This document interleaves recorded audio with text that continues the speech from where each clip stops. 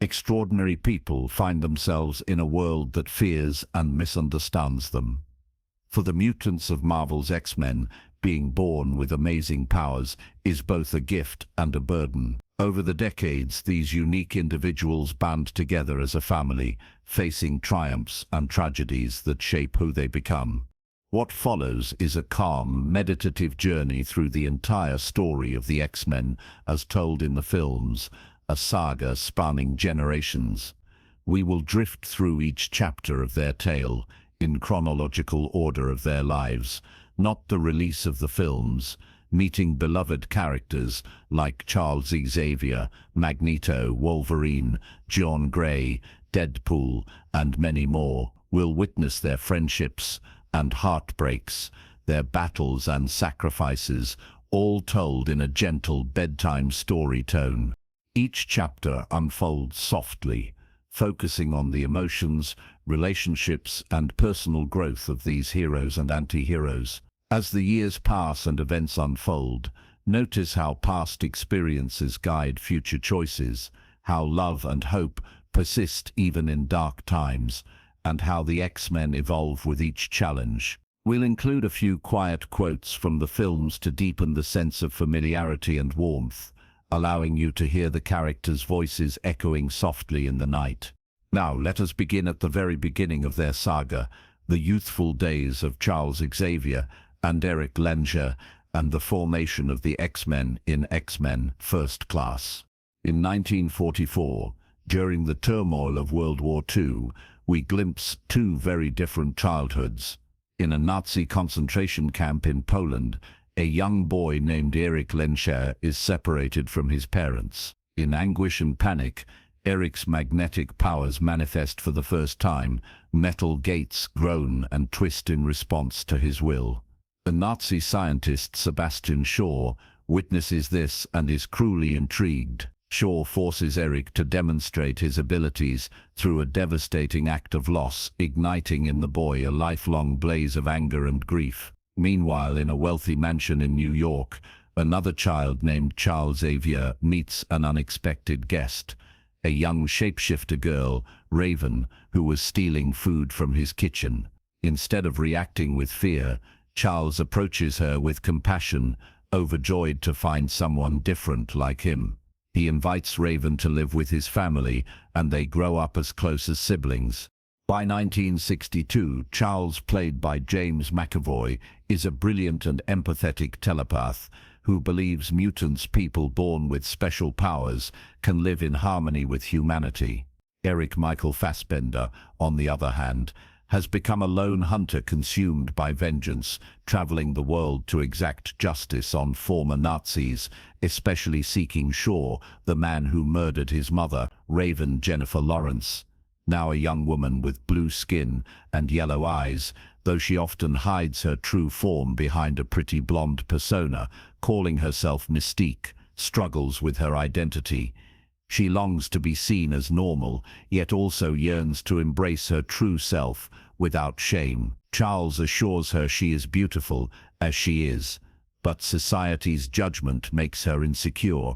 Fate brings Charles and Eric together when a CIA agent, Moira McTaggart, discovers a secret society of evil mutants led by none other than Sebastian Shaw, Kevin Bacon.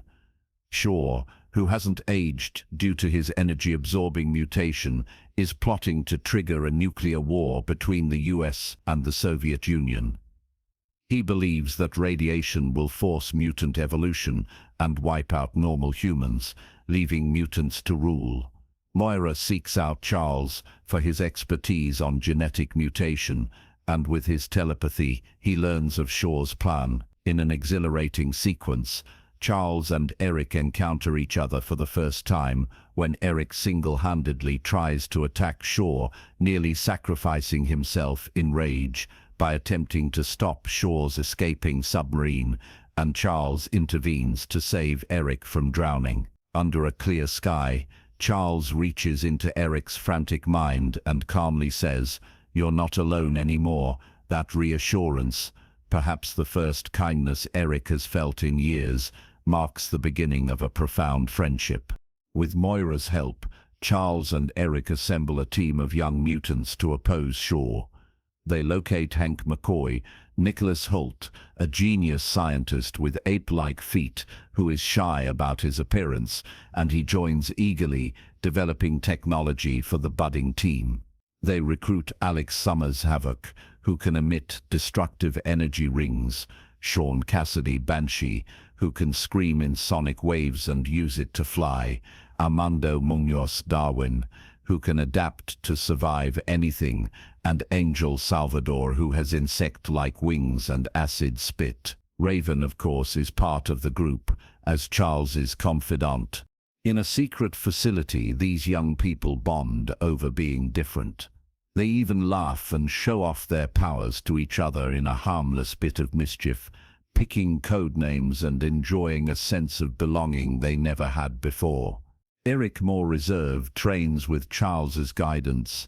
In one quietly powerful scene, Eric struggles to move a massive metal satellite dish with his mind, his power fueled by anger.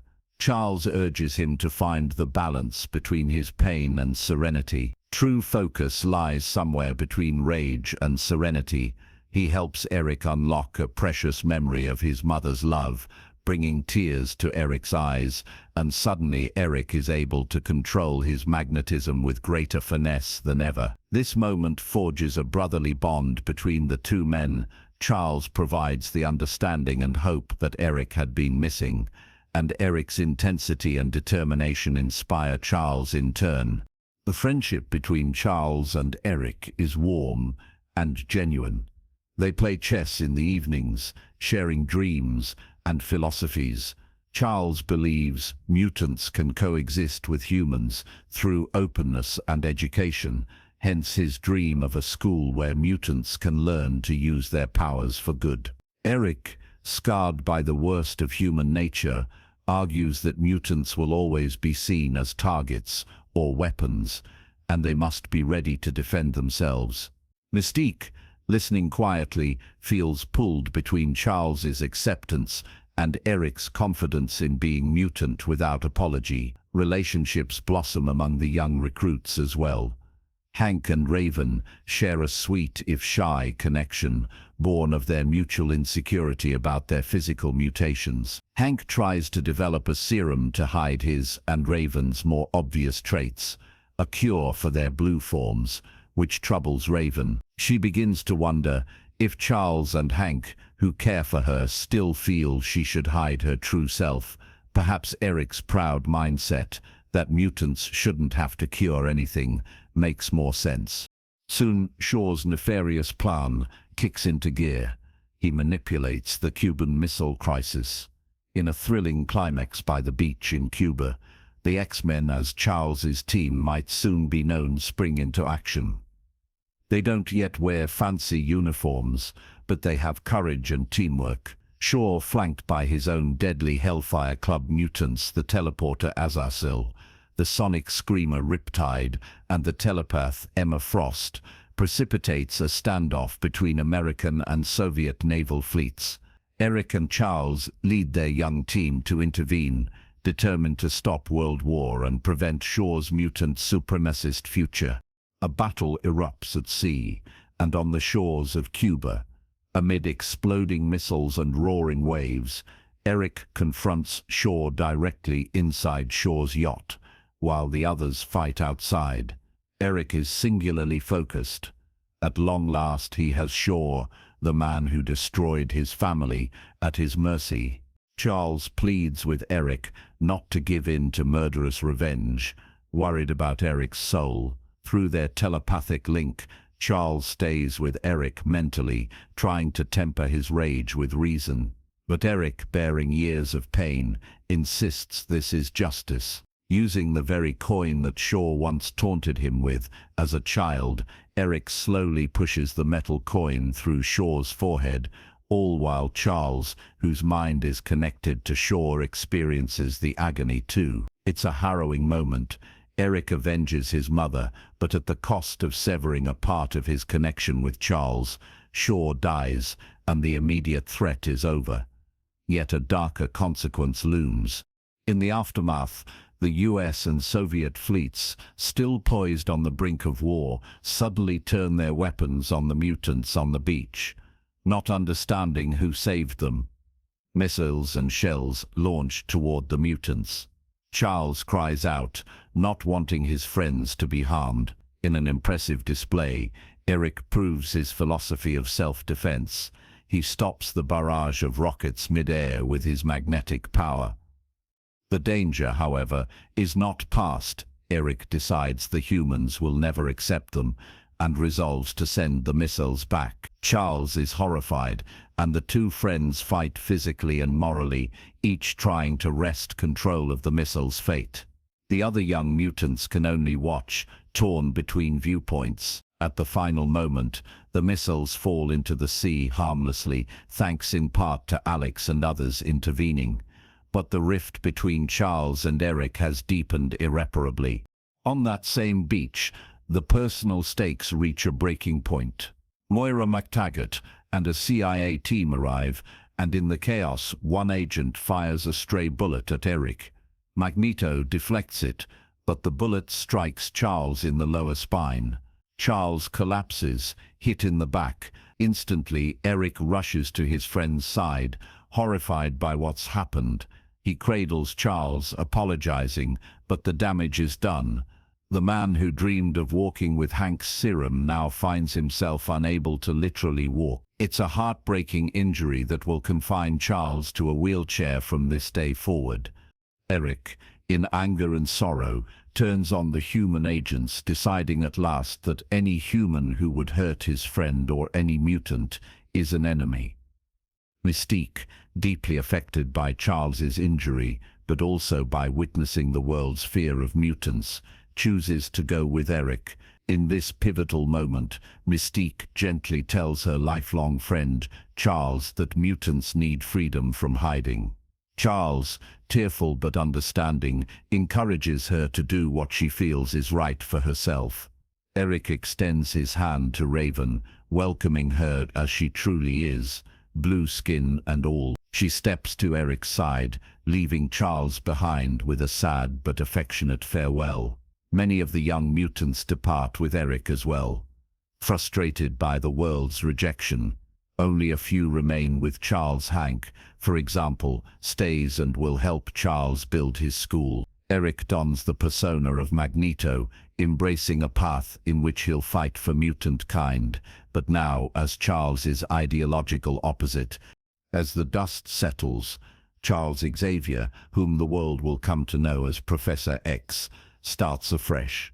He returns to his family estate, where he and Hank establish a school for mutants, a haven where young people with gifts can be safe, learn and be accepted.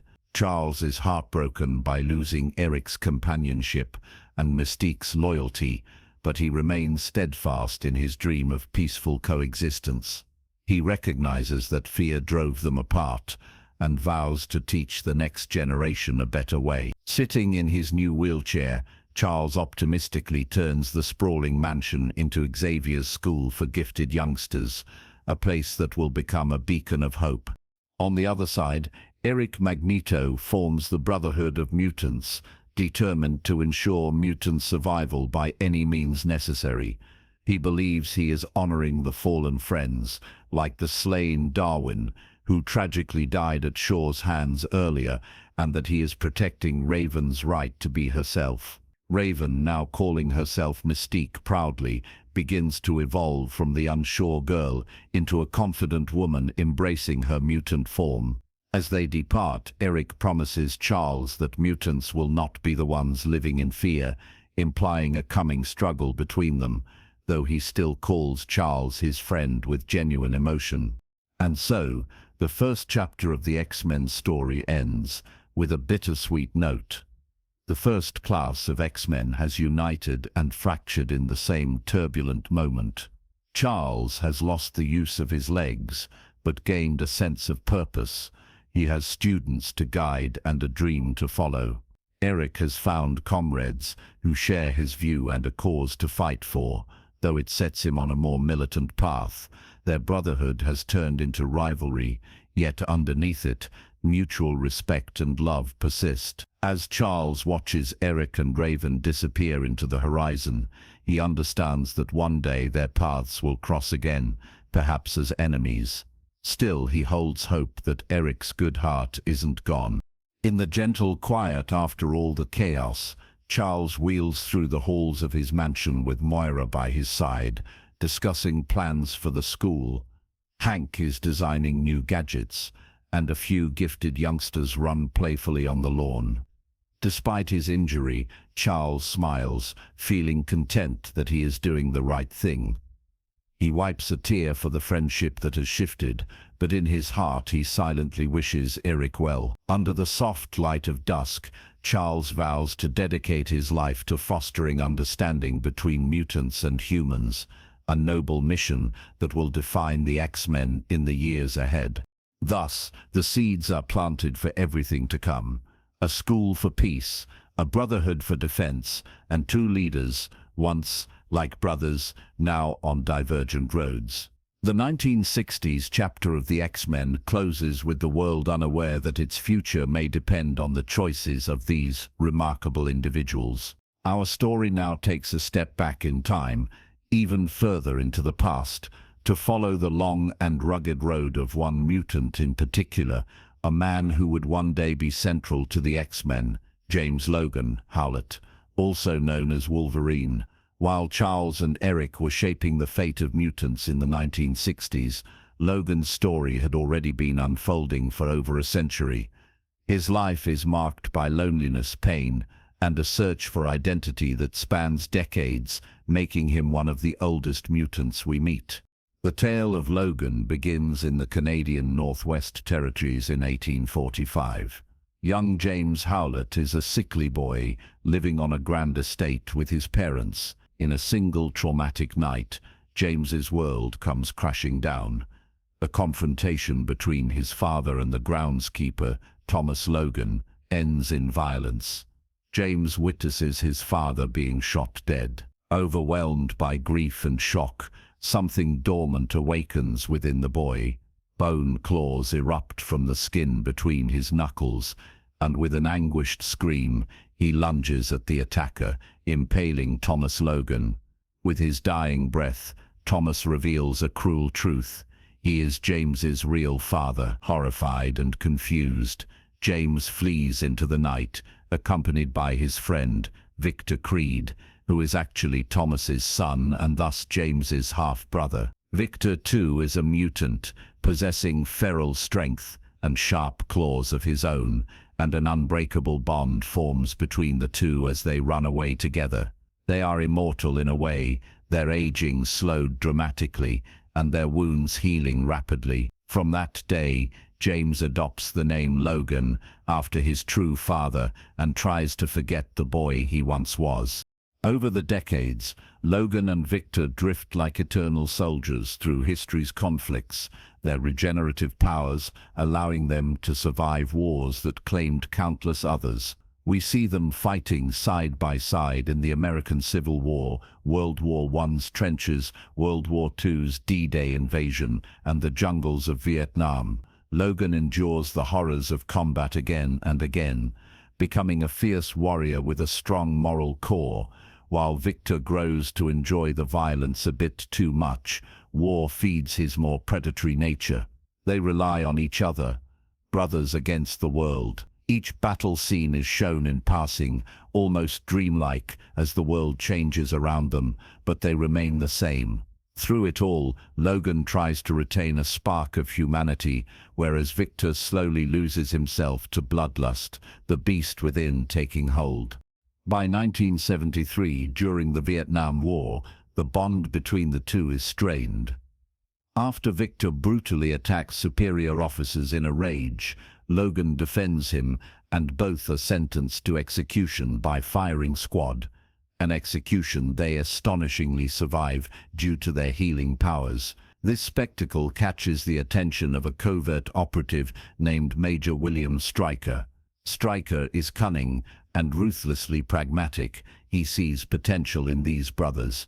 He offers them a chance to join a special team of mutants working for the US government. Weary and not fitting in with normal soldiers, Logan and Victor agree, hoping perhaps they can do some good or at least find purpose. They become part of Team X, a secret Black Ops unit Stryker commands, composed of mutants with unique skills. There's Wade Wilson, a fast-talking mercenary, incredibly skilled with swords and never one to shut up, a hint of who he will become.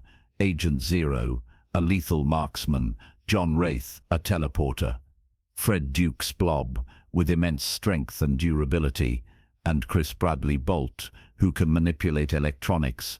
Initially, Logan and Victor fight alongside this motley crew on covert missions, thinking they're serving their country.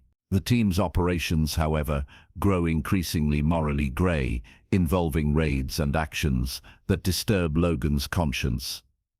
On one mission in Africa, searching for a rare meteorite, the source of adamantium metal, Stryker's team slaughter guards and innocents. Logan is sickened as he witnesses Victor's escalating brutality and Stryker's cold orders. This is not what he signed up for. Unable to stomach the atrocities, Logan walks away from Team X, despite Victor's protests and Stryker's warning that no one leaves so easily. Victor, feeling betrayed that his brother would abandon him, remains with Stryker, his darker tendencies further encouraged by the covert life. Logan tries to carve out a peaceful life for himself. 6 years pass. By the late 1970s, we find Logan living in the remote Canadian Rockies, working as a lumberjack. He has found love with a gentle schoolteacher named Kayla Silverfox, a woman who knows about his powers and accepts him. In scenes by a cozy fireplace and on walks through the beautiful wilderness, Logan is the happiest he's ever been. Kayla's presence soothes the haunted warrior inside him. He even speaks of starting a family, something he never thought possible. For the first time, Logan feels normal, until the past comes knocking. Mutants from the old Team X start turning up dead under mysterious circumstances. One night, Stryker appears at Logan's doorstep asking for help. He warns Logan that someone is killing their former comrades and that Logan might be next. Though Logan has tried to put that life behind him, he grows concerned. Soon after, his worst fear is realized. Kayla is seemingly murdered on a lonely road, her body found lifeless in the woods. Logan's world shudders as he cradles her, grief-stricken and enraged. He sees signs that Victor's claw marks are responsible. The brother he protected and fought beside for so long has apparently taken the person Logan loved most. Heartbroken and burning for justice, Logan joins Stryker's cause again, agreeing to whatever it takes to stop Victor. Stryker, with a hidden gleam of satisfaction, says he can give Logan the power to defeat Victor, an experimental procedure that will make him practically indestructible. Blinded by sorrow, Logan consents to undergo a top-secret operation known as Weapon X. In a covert facility at Alki Lake, Logan undergoes an agonizing procedure. His entire skeleton is infused with adamantium, an incredibly strong metal derived from that African meteorite. We see Logan immersed in a tank, needles and drills piercing his body, his heart nearly giving out from the pain as molten metal fuses to his bones. Memories flash through his mind, Kayla's smile, Victor's laughter, every moment that led him here, as he fights to endure the unimaginable suffering. Finally, with a jolt, it's done. Logan's vital signs stabilize and he awakens, gasping. He extends his hands and snicked. His bone claws have become razor-sharp metal claws. They shine under the lab lights, a fearsome new feature of his being. But Stryker's true intentions quickly become clear. As Logan comes to, he overhears Stryker coldly ordering that Logan's memories be erased and that he be treated as a mere weapon, designated X-Weapon 10. Stryker never cared about helping Logan get justice. He sought to create the ultimate soldier by leveraging Logan's grief. Realizing this, Logan feels a deep sense of betrayal. With a primal roar, he breaks free from the operating table in a feral rage. In a blur of fury and confusion, he tears his way out of the facility, fending off guards effortlessly with his new unbreakable claws and enhanced strength. There's no malice in his escape, only an animal instinct to survive and be free from the nightmare. Naked and vulnerable in the woods, rain pouring down, Logan finds refuge in a barn owned by an elderly farming couple. Despite the terror he must look like, a wild man with claws, they show him kindness, giving him shelter and clothes. This brief respite is violently interrupted when Stryker's forces, including a brainwashed Agent Zero, track Logan down. The sweet couple is killed in the crossfire, further enraging Logan, who dispatches the attackers in a spectacular confrontation on the farm. It's a somber reminder: those close to him are never safe, and Stryker will never stop hunting what he created. Now set on vengeance against Stryker and answers about Victor, Logan seeks out old contacts. He learns that Victor has been working for Stryker all along. The string of mutant murders was at Stryker's behest, part of a scheme to gather genetic material from mutants for some new experiment. With help from John Wraith and another mutant friend, Logan locates Gambit Remy LeBeau, a kinetic card slinger who escaped Stryker's prison island and knows its location. Through Gambit, Logan finds 3 Mile Island, where Stryker's secret facility holds captive mutants, including many young ones, for a project called Weapon 11. At the island facility, Logan confronts Victor at last. The brothers clash in a vicious fight, claws against claws, years of resentment exploding under the cloudy sky. Logan accuses Victor of killing Kayla, while Victor taunts that Logan is weak for ever trying to be ordinary. Their fight is brutal and emotionally charged. Two brothers who once protected each other now intent on drawing blood. Before either can deliver a killing blow, Stryker interrupts with his new monstrosity, Weapon 11, a mutant Frankenstein's monster with a horrifyingly familiar face, Wade Wilson. Only now Wade has been surgically altered, his mouth cruelly sewn shut, an ironic fate for the merc with a mouth, and endowed with multiple stolen mutant powers, including Cyclops' optic blasts, John Wraith's teleportation, and healing factor like Logan's. Stryker sickeningly calls him Deadpool, his ultimate obedient mutant killer. Stryker reveals the depth of his manipulation. Kayla Silverfox is alive. She had been coerced to fake her death as part of Stryker's plan to motivate Logan into volunteering for the adamantium procedure. Kayla herself is a mutant with persuasion powers through tactile contact and had been under Stryker's thumb because he held her sister captive. Logan's heart wavers with shock and relief to see Kayla alive, followed by anger at the betrayal. Though Kayla truly loved Logan, she tearfully explains she had no choice when Stryker threatened her sister. This revelation diffuses Logan and Victor's fury toward each other momentarily. They both see now that Stryker has been the true enemy all along, using them like pawns. Weapon 11 Deadpool attacks with terrifying speed and power, nearly overwhelming Logan. In an unexpected turn, Victor intervenes to help Logan. Despite all that transpired, Victor's growling logic is, "No one gets to kill you, except me, brother." Side by side, the two feral brothers fight the abomination atop a cooling tower. The battle is intense. Deadpool teleports, strikes with twin katanas, and unleashes optic blasts. Logan and Victor coordinate as only lifelong fighters can, each covering the other. Finally, Logan decapitates Weapon 11, ending the grotesque creation once and for all. The threat neutralized, Victor vanishes into the night with a parting nod, their issues unresolved but a sliver of brotherhood briefly rekindled. Logan knows Victor is not redeemed, but in that moment, they had understood each other once again.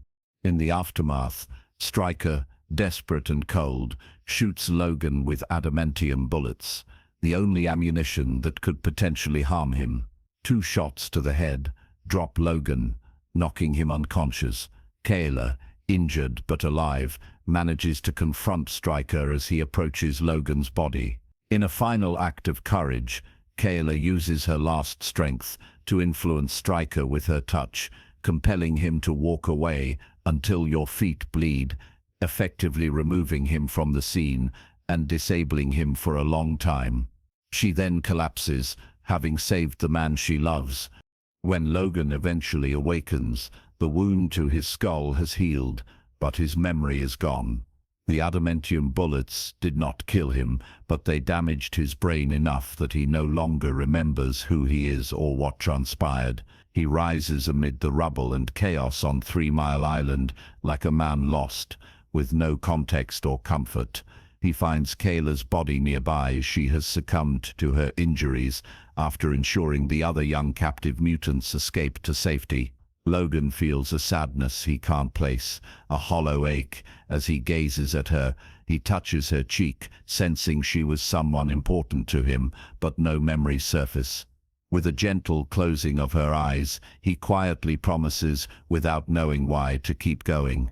Sirens approach, authorities responding to the strange incident.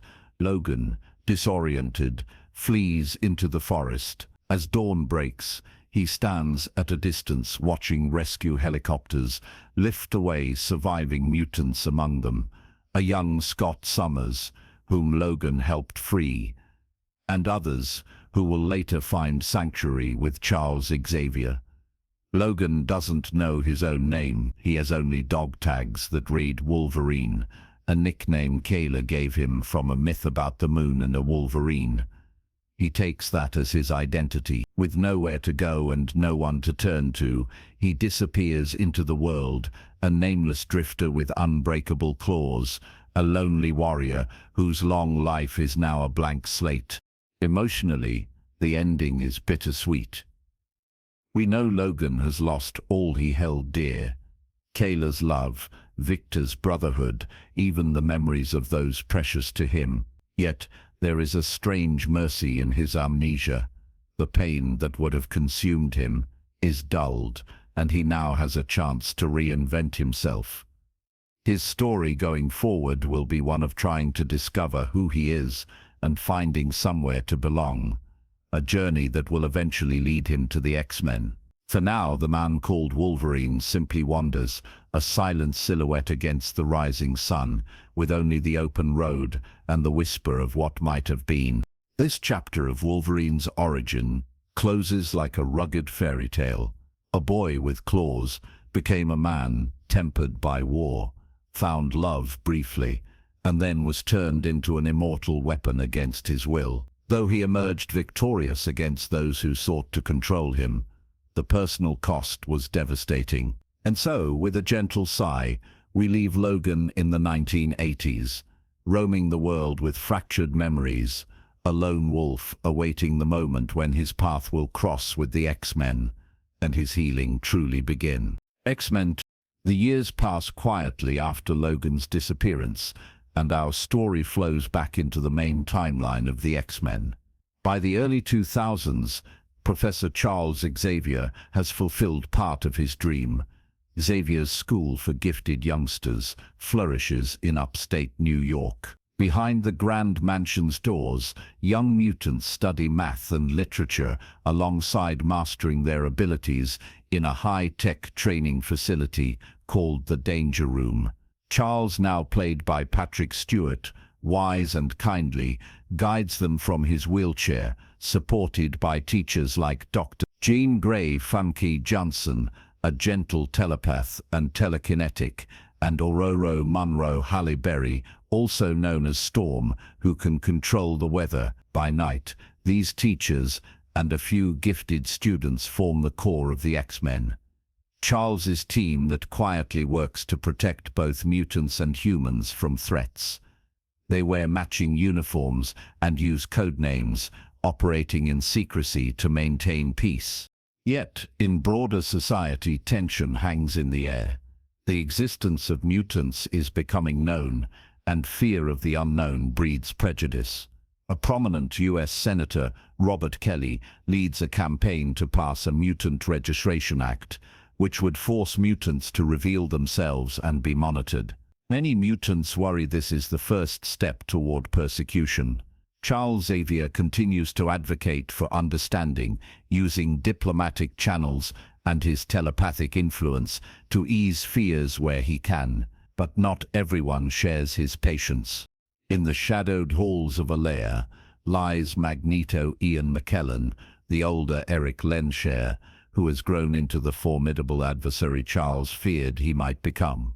Magneto has formed his brotherhood openly now, including the ever-loyal Mystique Rebecca Romijn, older Raven, now a deadly blue-skinned infiltrator, the brutish Sabretooth, a bestial mutant with fangs and claws, oddly reminiscent of Logan's lost brother Victor, though neither seems to acknowledge a past connection in this tale, and Toad, a sly, frog-like mutant with a prehensile tongue. They watch the rising anti-mutant sentiment with alarm.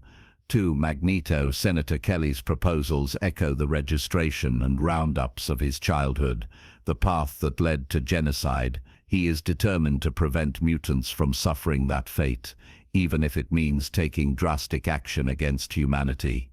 Against this backdrop, we meet a young girl in Mississippi named Marie Anna Paquin. She's a sweet, shy teenager experiencing first love. But when she steals a kiss from her boyfriend, tragedy strikes. Marie's mutant power manifests amexeplates, absorbing the boy's life energy and rendering him unconscious. Horrified and guilt-ridden, Marie realizes she cannot touch people without potentially harming them. With a white streak shockingly appearing in her brown hair from the stress, Marie runs away from home. She adopts the name Rogue, the label for someone who is a loner and outsider, which is exactly how she feels.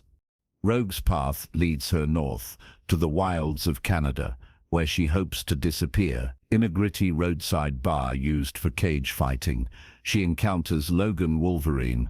Now roughly 2 decades since we last saw him in 1979, he looks the same Hugh Jackman, rugged, with mutton chop sideburns and a guarded expression. Logan earns cash in no-holds-barred fights, effortlessly defeating opponents with his brute strength and quick reflexes, though he hides his claws and healing ability from the spectators. After one match, as Logan sits brooding in the bar nursing a drink, Rogue sneaks a peek at him. To this runaway girl, Logan seems invulnerable and solitary, perhaps someone who could understand her. When Logan leaves in his dusty pickup truck, Rogue quietly stows away in the back. On a lonesome highway through snow-laden forests, Logan hears a noise and discovers the shivering girl. Though gruff and preferring to be alone, he begrudgingly lets her ride with him after hearing her scared voice. In the cab, under the soft rumble of the engine, they strike up an unexpected conversation. Rogue introduces herself and is careful not to accidentally brush against him. Logan, usually terse, finds himself giving her a warm drink from his thermos and a spare blanket. There's a natural protective instinct he can't quite ignore with this kid. Rogue is curious about the clinking metal dog tags he wears, remnants of his past that he still doesn't recall. She asks if Wolverine is his name. He replies it's his code name. In turn, he gently inquires why a girl like her is alone in such a cold world. Rogue's eyes cast down as she explains her power, how she puts people in comas with a touch, labeling herself a freak. Logan listens quietly. He doesn't judge. He simply tells her matter-of-factly that mutant powers can be hard, but you gotta learn to live with it. In his gruff way, he offers comfort. She's not the only one with struggles. This fragile bond is cut short when a terrible accident strikes. On an icy stretch, Logan swerves to avoid something in the road and his truck crashes, flinging them out. Both are dazed, but not seriously hurt. Logan's healing factor knits his wounds quickly, which Rogue witnesses in amazement. As they gather themselves, a towering figure emerges from the darkness. Sabretooth, sent by Magneto, With predatory ferocity, Sabretooth attacks, targeting Rogue. Logan springs to her defense, his claws snicked out from between his knuckles for the first time in Rogue's view. She gasps, but sees he truly is, like her, a mutant. Wolverine and Sabretooth fight savagely in the snow, animalistic roars echoing in the night, but Sabretooth is incredibly strong and almost overwhelms Logan. Help arrives in the form of two mysterious individuals, Cyclops, Scott Summers, and Storm Oro Monroe, members of the X-Men. Cyclops, James Marsden, blasts Sabretooth with a red optic beam from his visor, a concussive force that knocks the feral mutant back. Storm summons a fierce gust of wind and lightning, driving Sabretooth off and rescuing Logan and Rogue. Logan, injured and weary, collapses, seeing only a glimpse of a kind red-headed woman, Jean, checking on him before he blacks out. Logan wakes up in an unfamiliar place, the infirmary of Xavier's school. His wounds are tended, and his dog tags neatly placed at his bedside. Startled, he leaps up and roams the halls warily. The mansion is grand and strangely peaceful. Young students peek curiously at the rugged stranger as he pads by in borrowed clothes. Eventually, Logan barges into Professor Xavier's office, where Charles, Cyclops, Storm, and Dr. Jean Grey have been waiting to explain. Rogue is safe and recovering too. Xavier kindly introduces his institute and explains that they saved him and Rogue from an attack by Magneto's henchmen. Logan is on edge, not used to hospitality, and exchanges some tense words with Cyclops, who doesn't appreciate Logan's brusqueness or the way Logan's gaze lingers on Jean with instinctive admiration. But Professor X keeps the atmosphere calm, his voice measured and reassuring. Over the next day or two, Logan learns about the X-Men and the school. Rogue quickly feels comforted being around kids like herself. For the first time, she's not alone or considered a monster. She even dons the school uniform gloves they give her, which allow her to interact more normally. Logan, still intending to leave as he always does, finds himself oddly drawn to this place. There's something appealing about the idea of a home and family among fellow mutants, something he never allowed himself to imagine. In a quiet conversation, Jean thanks Logan for protecting Rogue. Her gentle demeanor disarms his usual gruffness. Meanwhile, Xavier probes politely if Logan has any recollection of his past, as Xavier detects the adamantium in Logan's skeleton with curiosity. Logan admits he remembers nothing before 15 years ago and that it torments him. Xavier offers help through telepathy to recover memories, but Logan declines, not ready to trust that far. While Logan and the X-Men are getting acquainted, Magneto's plan starts unfolding. Senator Kelly, the anti-mutant politician, becomes Magneto's victim in a demonstration of power.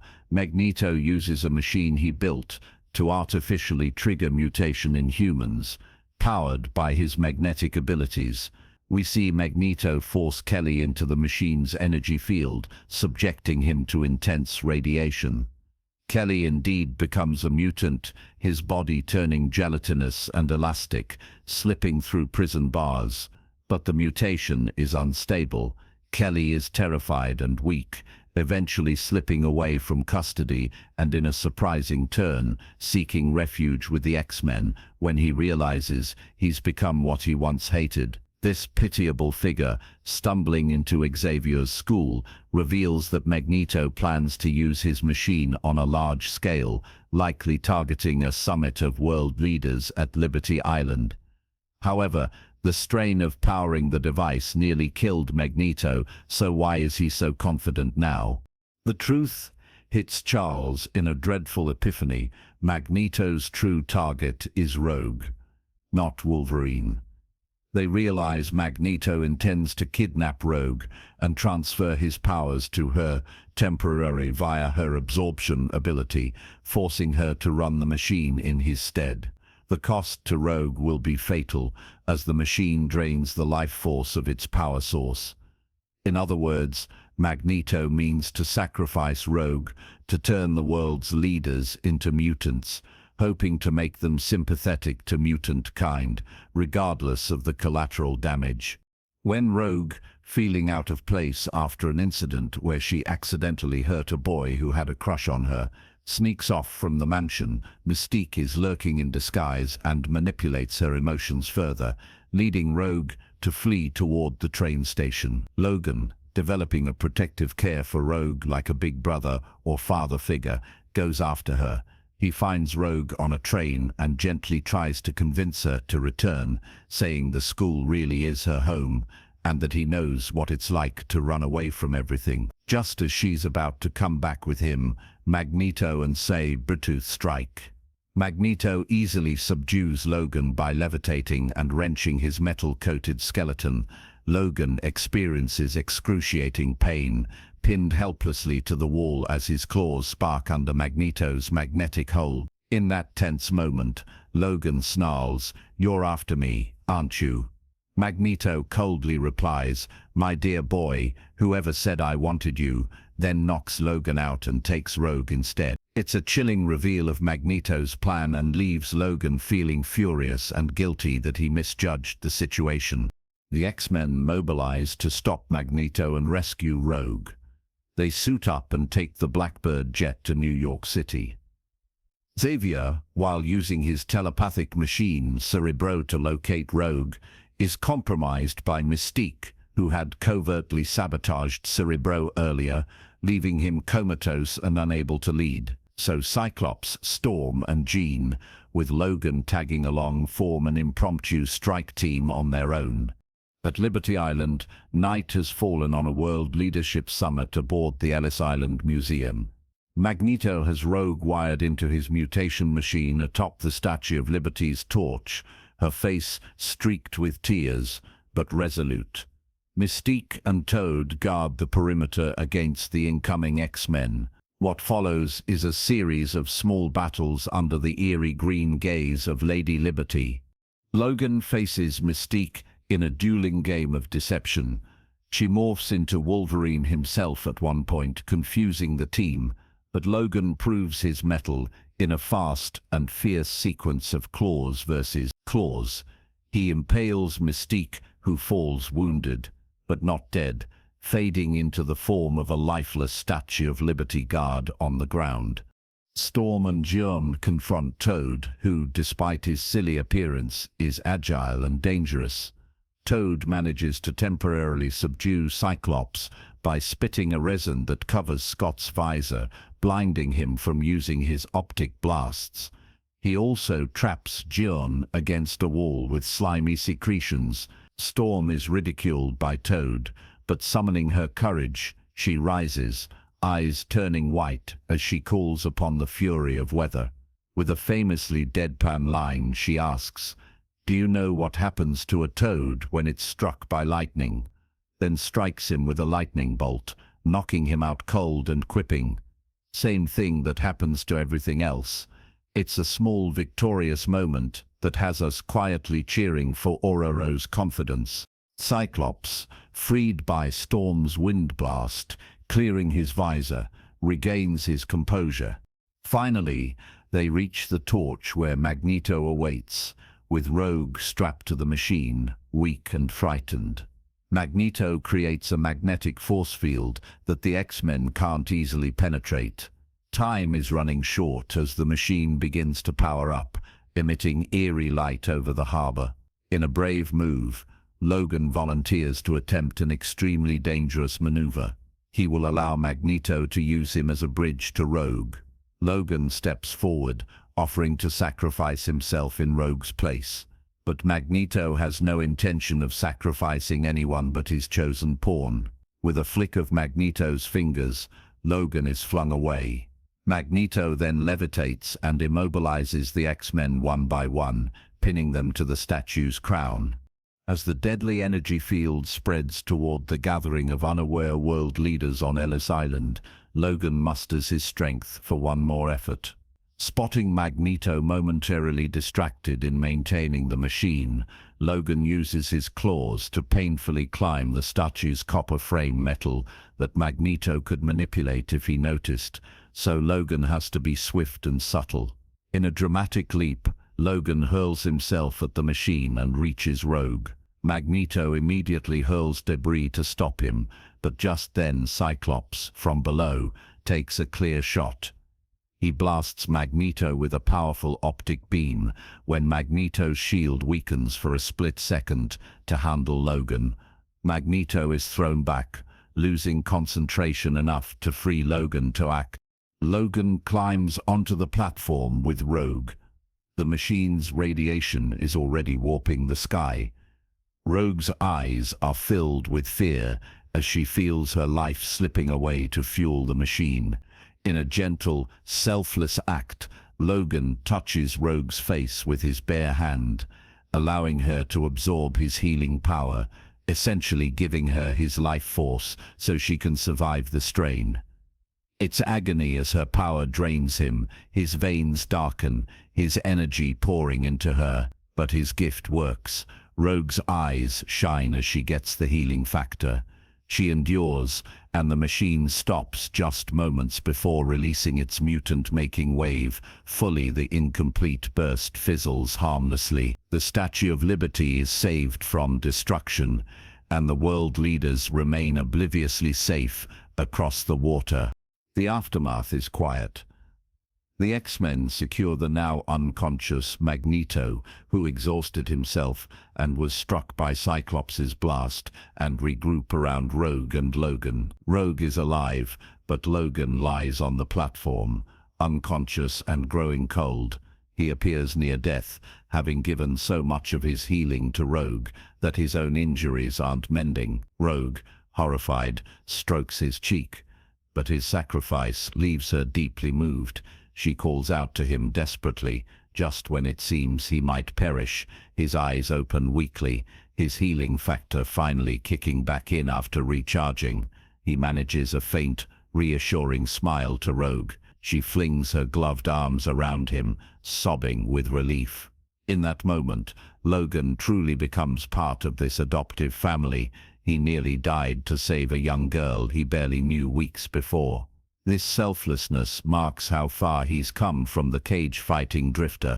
Back at Xavier's school, things return to a semblance of normal. The authorities quietly take Senator Kelly's testimony, though Kelly soon dies from the unstable mutation, ironically becoming a martyr for the mutant cause he once opposed, a subplot that resonates in the political realm, but that tragedy occurs off-screen in a subtle way.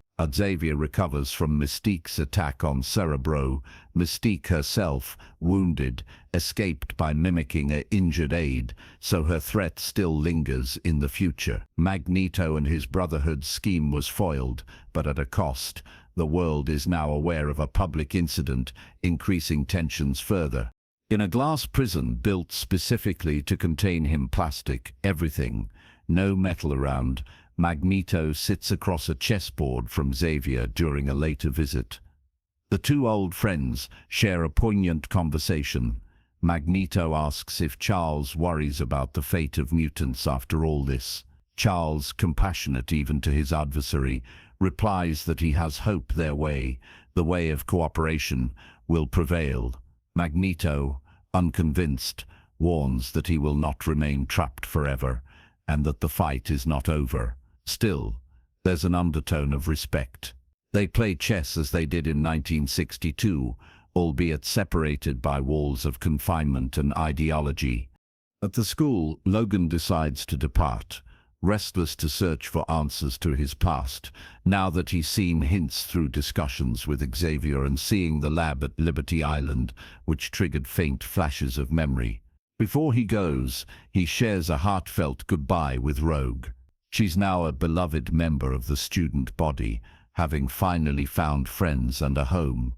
She's fearful of losing the one who saved her, almost like a daughter scared to lose a father figure. Logan assures her with a gruff tenderness that he'll be back. He even gives her his dog tags, a treasured token of his, telling her this is as a promise. Rogue smiles.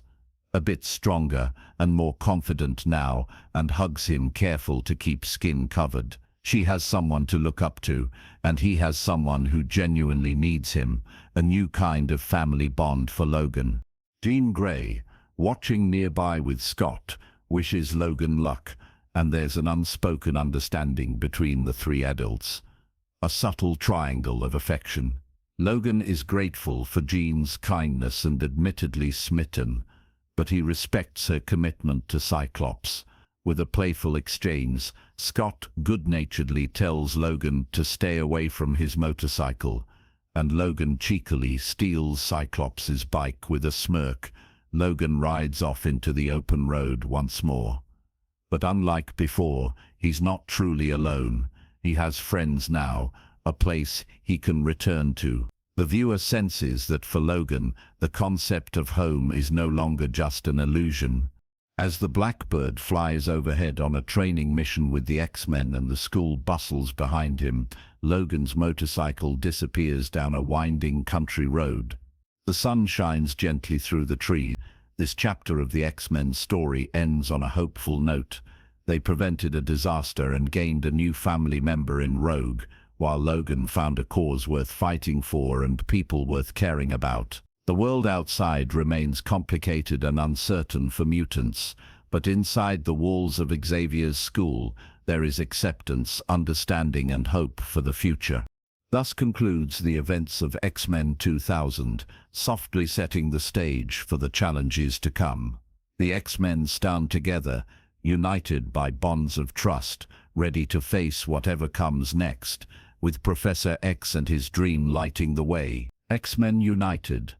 Not long after the Liberty Island incident, the X-Men find themselves facing an even greater test, one that will challenge their unity and bring an old foe back into their lives.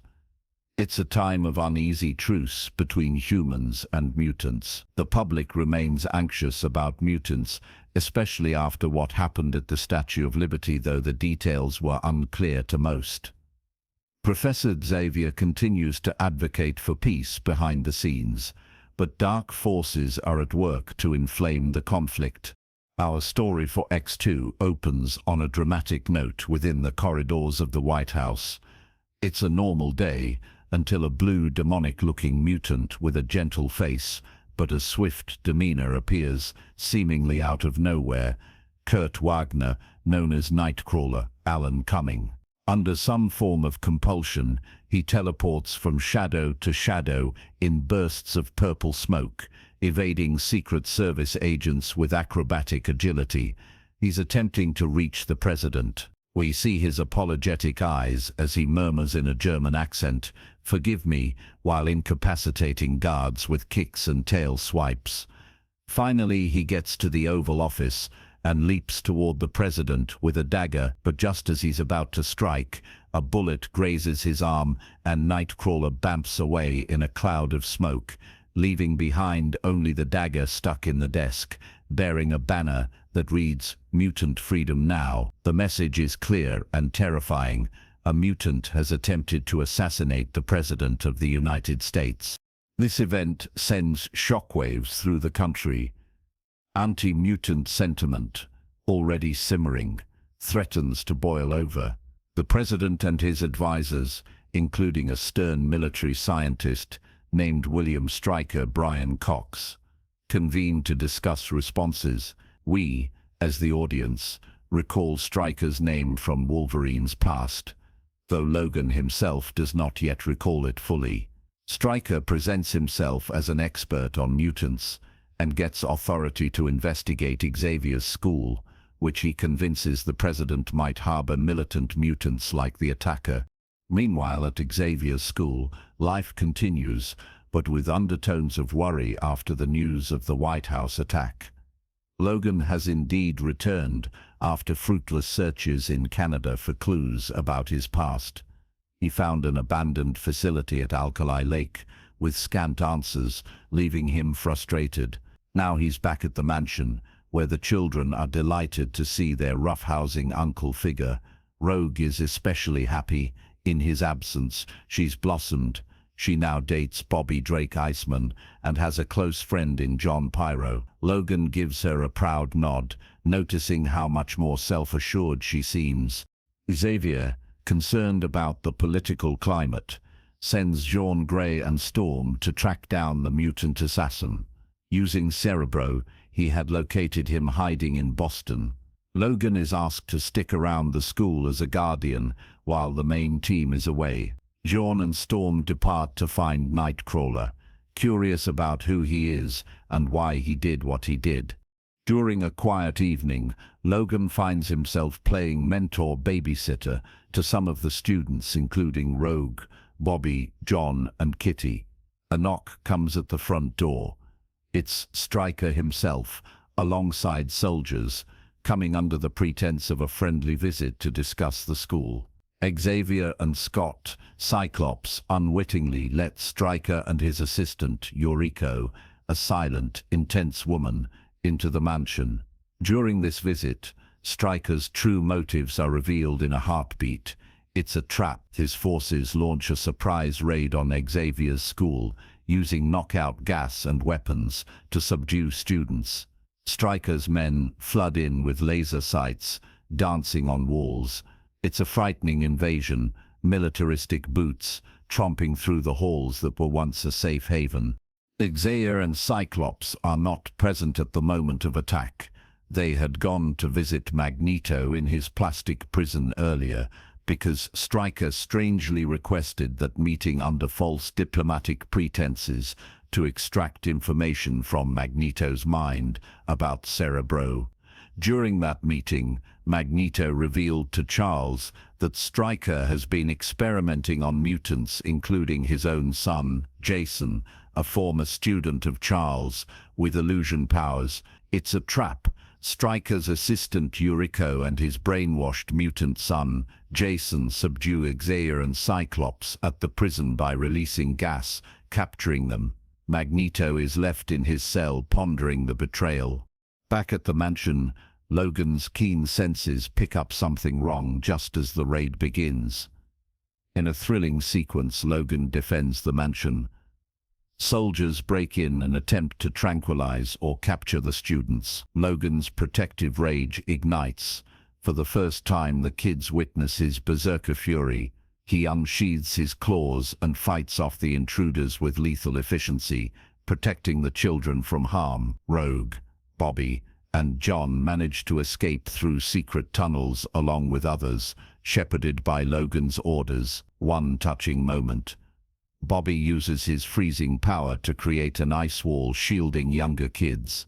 Rogue grabs a falling younger mutant and leads him out. Even Pyro reluctantly helps by flicking a lighter flame to ward off a soldier closing in. The teamwork and trust they've learned shows, albeit in a frantic, fearful way. Logan encounters Stryker face-to-face in the mansion entryway. There's a flicker of recognition on Stryker's part. He speaks to Logan as if familiar, calling him Wolverine, with a smirk. Logan is confused. How does this man know him? Before Logan can press for answers, he is confronted by Stryker's bodyguard, Yuriko Lady Deathstrike, who, to Logan's astonishment, displays adamantium claws of her own long, razor-sharp nails. She proves a match for him in strength and healing. Logan is momentarily stunned at facing someone like him, and their fight is postponed as more troops intervene, forcing Logan to flee with the remaining students rather than continue combat. Stryker lets Logan escape, confident that either Logan will lead him to more mutants or that Logan on his own is no threat compared to what Stryker is planning. The mansion raid is traumatic. Many students are captured, others scattered. Colossus, a student who can turn his body to steel, helps some get out, telling Logan to go after Rogue while he protects the younger ones. Logan, Rogue, Bobby and John manage to drive away in one of Cyclops' vehicles, heading into the uncertain night. It's a heartbreaking scene as Logan looks back at the dark mansion, flames flickering from damage, knowing Xavier and several kids are taken. The safe haven has been violated. Elsewhere, Jean and Storm locate Nightcrawler in an abandoned church in Boston. They cautiously approach this gentle, scarred blue teleporter and realize he's not the villain the media portrays. Nightcrawler is sweet-natured, deeply religious, and horrified when he learns what he almost did. He reveals he doesn't remember attacking the president. His last memory was being approached by a man with a bright light, Stryker using a mind control fluid on him. Jean and Storm discern that Nightcrawler was a pawn, much like how Magneto was controlled by Stryker at the prison meeting through drops of that same mind control serum. Understanding Stryker is behind the attack and likely the mansion invasion, they get a distress call from one surviving student or perhaps see news of an incident at a school. Jean, Storm and Nightcrawler, who wishes to atone, rush back to help. Eventually, the scattered X-Men team and allies converge. Logan's group of young mutants meets up with Jean, Storm and Nightcrawler. They rendezvous at Iceman's family home in Boston briefly to rest. There's a poignant scene where Bobby Iceman comes out as a mutant to his oblivious parents, demonstrating his ice powers by freezing tea. The parental reaction is hesitant and uneasy. "Have you tried not being a mutant?" his mother asks tenderly, reflecting the coming out parallels. This tender family moment is cut short when the police arrive, tipped off by Bobby's upset brother. A tense standoff ensues on the front lawn. Pyro, feeling constantly judged for his rebellious attitude, finally snaps.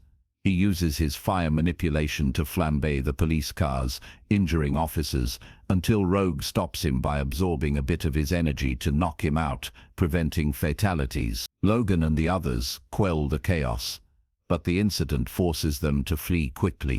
The group escapes in the X-Men's jet, the Blackbird, which Storm had summoned remotely. Up in the sky, they gather their wits and information. They know Stryker orchestrated the attack, and they deduce he likely took Xavier, Cyclops, and the captured students to Alkali Lake Base based on clues from Nightcrawler's experience and Logan's earlier discovery of an underground facility there. Logan, haunted by Stryker's taunts, also feels drawn back to Alkali Lake. It's not just about saving friends now, but uncovering his past. They fly toward Stryker's facility. En route, they face a sudden deadly threat. Two fighter jets scramble to intercept the Blackbird, having detected it unauthorized. The X-Men try evasive maneuvers, but a missile strike approaches. In a team effort, Storm uses her weather powers to generate a terrifying storm tornadoes swirling in the sky to evade one missile. Another missile, however, is about to hit, and in a dramatic act, Nightcrawler bumps into the cockpit to retrieve Rogue, who wasn't buckled in behind just as the missile hits. The Blackbird is badly damaged and starts plummeting. Rogue is saved from being sucked out into the sky by Nightcrawler's timely teleport, materializing back with her safely strapped in. But now the jet is spinning out of control. Storm and Jean frantically try to stabilize it, yet they're about to crash in the Canadian wilderness until a sudden miraculous intervention. Magneto appears, hovering, and stops the jet's fall by levitating it. He gently sets the Blackbird down. Magneto, having escaped prison with Mystique's help during the chaos. Mystique seduced a guard and injected him with iron, which Magneto ripped out to break free in a grim but telling scene, has tracked down the X-Men. He comes in not as an enemy now, but as an uneasy ally. Stryker is a common foe. In the quiet, snowy forest, Magneto and Mystique join forces with the X-Men. Though both sides are wary, their goals align. Stryker must be stopped. Magneto especially has learned that Stryker intends to use Cerebro, which Stryker is forcing Xavier to power via a second Cerebro built at his base to kill all mutants worldwide by using Xavier's telepathy, having extracted info from Xavier and presumably brainwashed him. It's a horrific plan, turning Charles's greatest strength into a genocidal weapon against his own kind. Stryker's motives are personal and cruel. His own son, Jason's mutation, caused tragedy in his family, and he became hell-bent on eradicating mutants entirely. Putting aside old grudges, X-Men and Brotherhood unite in a covert assault on Stryker's facility at Alkali Lake. They infiltrate through spillways and hidden passages. Inside the ominous dam complex, several threads play out simultaneously.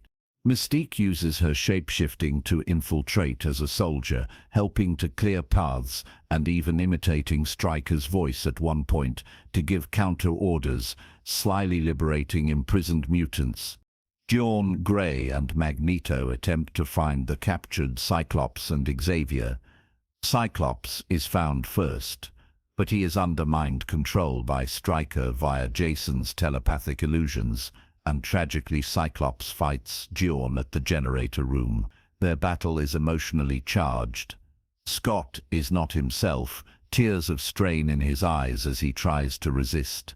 In the struggle, Jean shatters his visor inadvertently, and his uncontrolled optic blast causes an explosion, injuring them both and cracking the dam subtly, a problem that will escalate. The shock snaps Cyclops out of the mind control. They embrace in relief, but Jean senses something ominous. The dam has become unstable.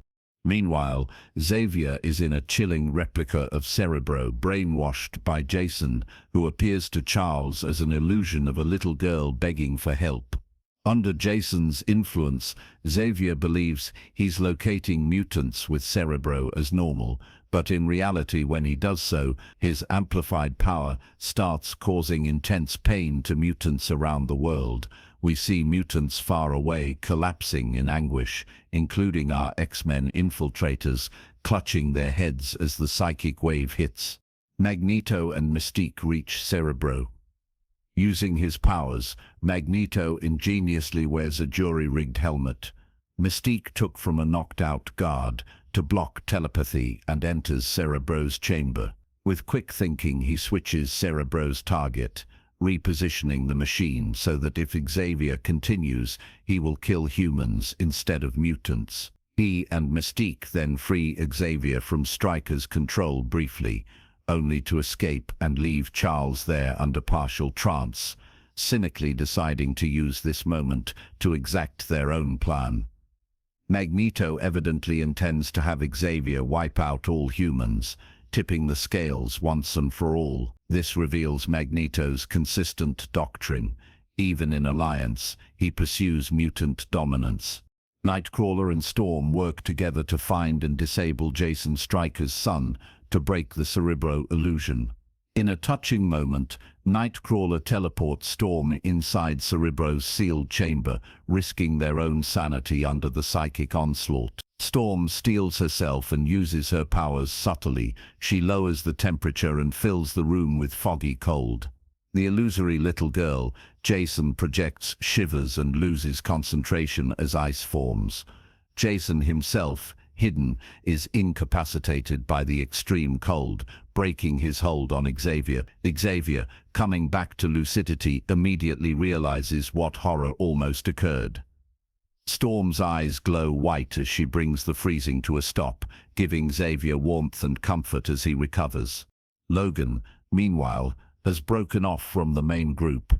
Drawn by his personal history, he finds a lab alcove, the very place where he underwent the adamantium bonding. Flashbacks flood his mind.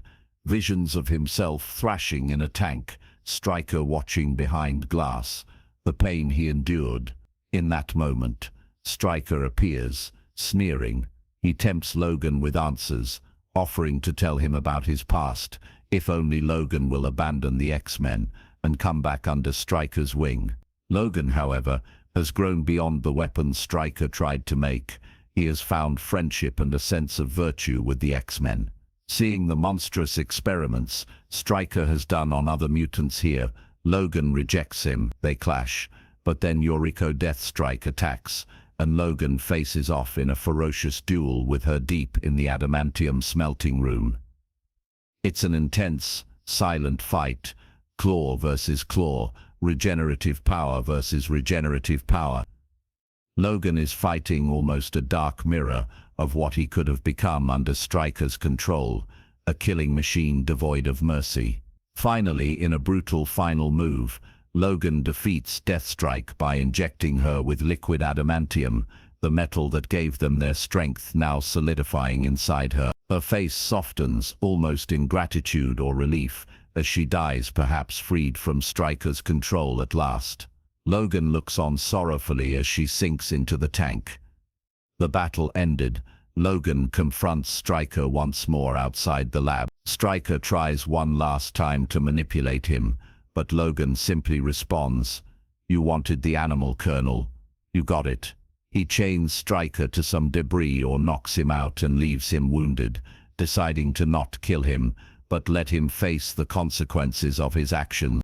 With the immediate threats over, the X-Men gather to evacuate the facility, bringing Xavier and Cyclops and some freed students out. However, the fight's collateral damage triggers a ticking time bomb. The dam at Alkali Lake is cracking under the pressure of earlier explosions. Water begins to leak and then roar as the structure nears collapse. The team hastens to the X-Jet, carrying an exhausted Xavier. Magneto and Mystique have already fled separately. Magneto briefly offers the invitation for any of them to join him now that they've seen humans' hostility, but they decline. He departs, wishing them luck. In the hangar, to their horror, the X-Men find the Blackbird damaged and not starting. Their escape is stalled as the dam bursts. A massive wall of water rushes down the valley, bearing towards them. It's a desperate moment. Jean Grey realizes someone must act as a last line of defense. Quietly, she slips out of the jet while others are preoccupied. Cyclops and Logan suddenly notice Jean isn't on board. She locks the jet's doors telekinetically and stands outside, telepathically communicating to an alarmed Xavier and Scott inside. This is the only way. Jean Grey summons all her power. Her eyes erupt in fiery orange light, and she holds back the incoming flood, with telekinesis lifting the jet at the same time to get it started and airborne. Inside, the team shouts in protest and panic, especially Cyclops, who pounds at the window for her to stop. Through the window, Jean looks at Scott tenderly and says her goodbye. Save them. She also speaks into Logan's mind gently, asking him to take care of Scott and the students. Logan and Scott both yell desperately, unwilling to leave her, but with a final burst of power, Jean flings the jet into the sky beyond the torrent's reach, and then the overwhelming water engulfs her completely. The team is devastated, Scott openly breaking down in tears, and Logan in silent agony, as they realize Jean is gone.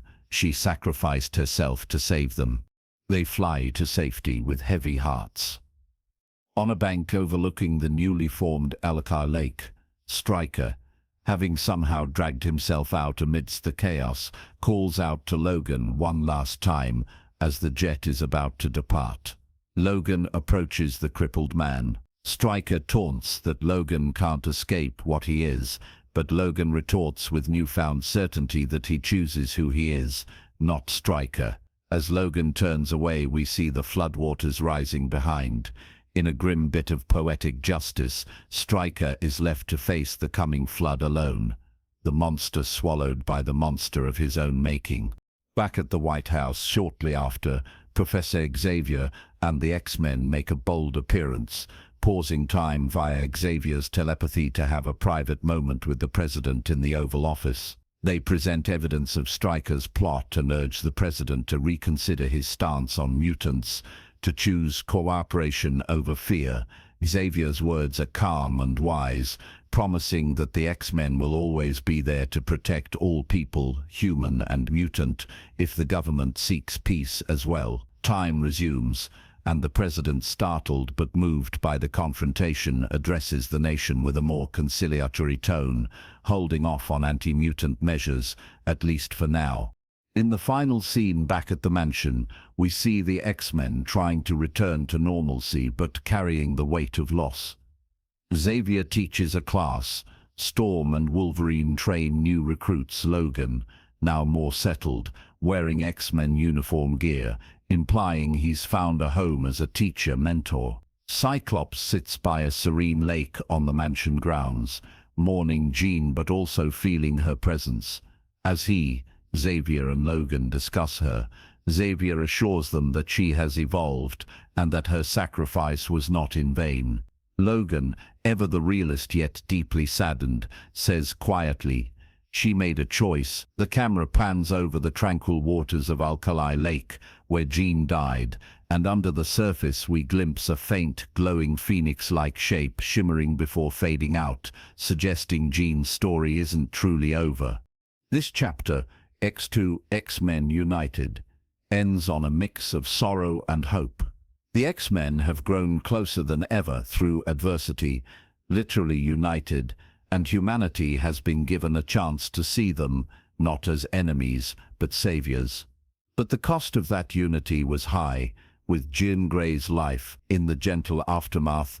As day turns to dusk at Xavier's school, we sense that even in loss, the X-Men's family grows stronger.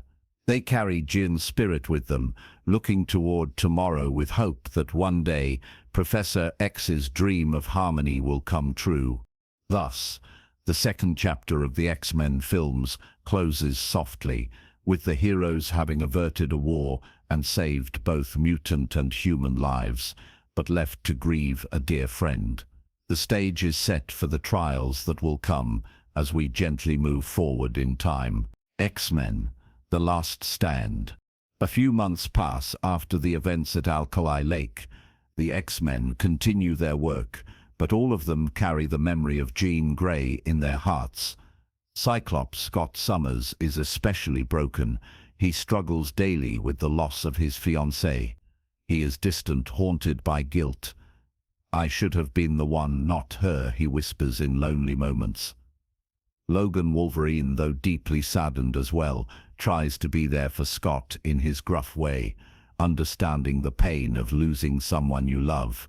Storm has stepped up as a leader at the school, helping Professor Xavier keep things running. Life seems to be finding a new normal when a monumental discovery and a profound ethical dilemma shakes mutant kind. A cure for the mutant gene is announced. At a press conference, Dr. Hank McCoy Beast, who is now a government liaison for mutant affairs and a former student of Xavier's, a brilliant man with blue fur and great intellect, stands with officials from Worthington Labs who unveil a serum derived from the DNA of a young mutant boy named Jimmy Leach that can suppress the X gene, effectively turning a mutant into a normal human. The news spreads rapidly. Some mutants rejoice at the possibility of living an ordinary life, free from their powers, while others feel threatened, as if their very identity is seen as a disease. Magneto, ever the protector of mutant kind's supremacy, is outraged. With Mystique, Pyro, who joined him after being swayed by his ideology, and new allies like Juggernaut, an immensely strong brute by his side, Magneto reforms the Brotherhood with a clear mission: destroy the cure and anyone who attempts to use it on mutants. They fear, perhaps rightly, that what starts as voluntary could become forced. At Xavier's school, the staff and students have mixed feelings. Rogue, for instance, is torn. She longs to touch her boyfriend Iceman without fear of harming him. The idea of being cured of her power is tempting, promising a life of normal human contact and intimacy. We see her quietly gazing at the cure announcement on TV, hope and anguish in her eyes. Bobby Iceman tries to reassure her that he loves her as she is, but when he's around other girls like the amicable Kitty Pryde, who can phase through walls and they can interact normally, Rogue's insecurity grows. Logan, conversely, is staunchly against the cure for himself and most others. His journey has been about accepting who he is. He famously tells Rogue in a gentle conversation, "This is what we are, Marie. You can't just change that with some shot." But he also understands her personal agony and compassionately adds, "If you want to go, I'll even drive you." Professor Xavier preaches choice and caution. The cure could help those in pain, but it should never be imposed. Storm passionately rejects the idea of a cure entirely. "We are not afflicted," she says. "There's nothing to cure."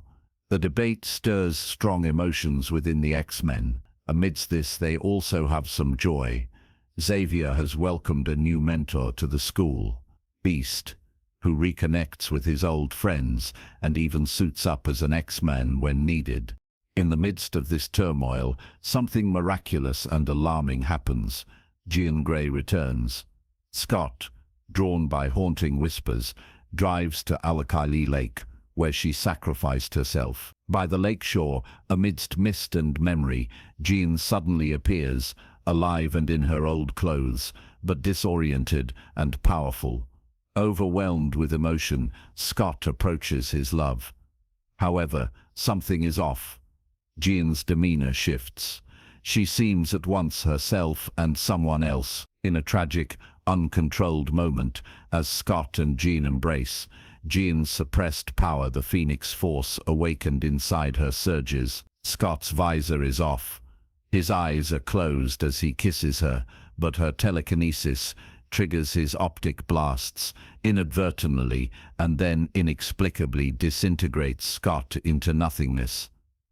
Jean screams in horror at what she's done, but it's too late. The scene is hazy and heart-wrenching.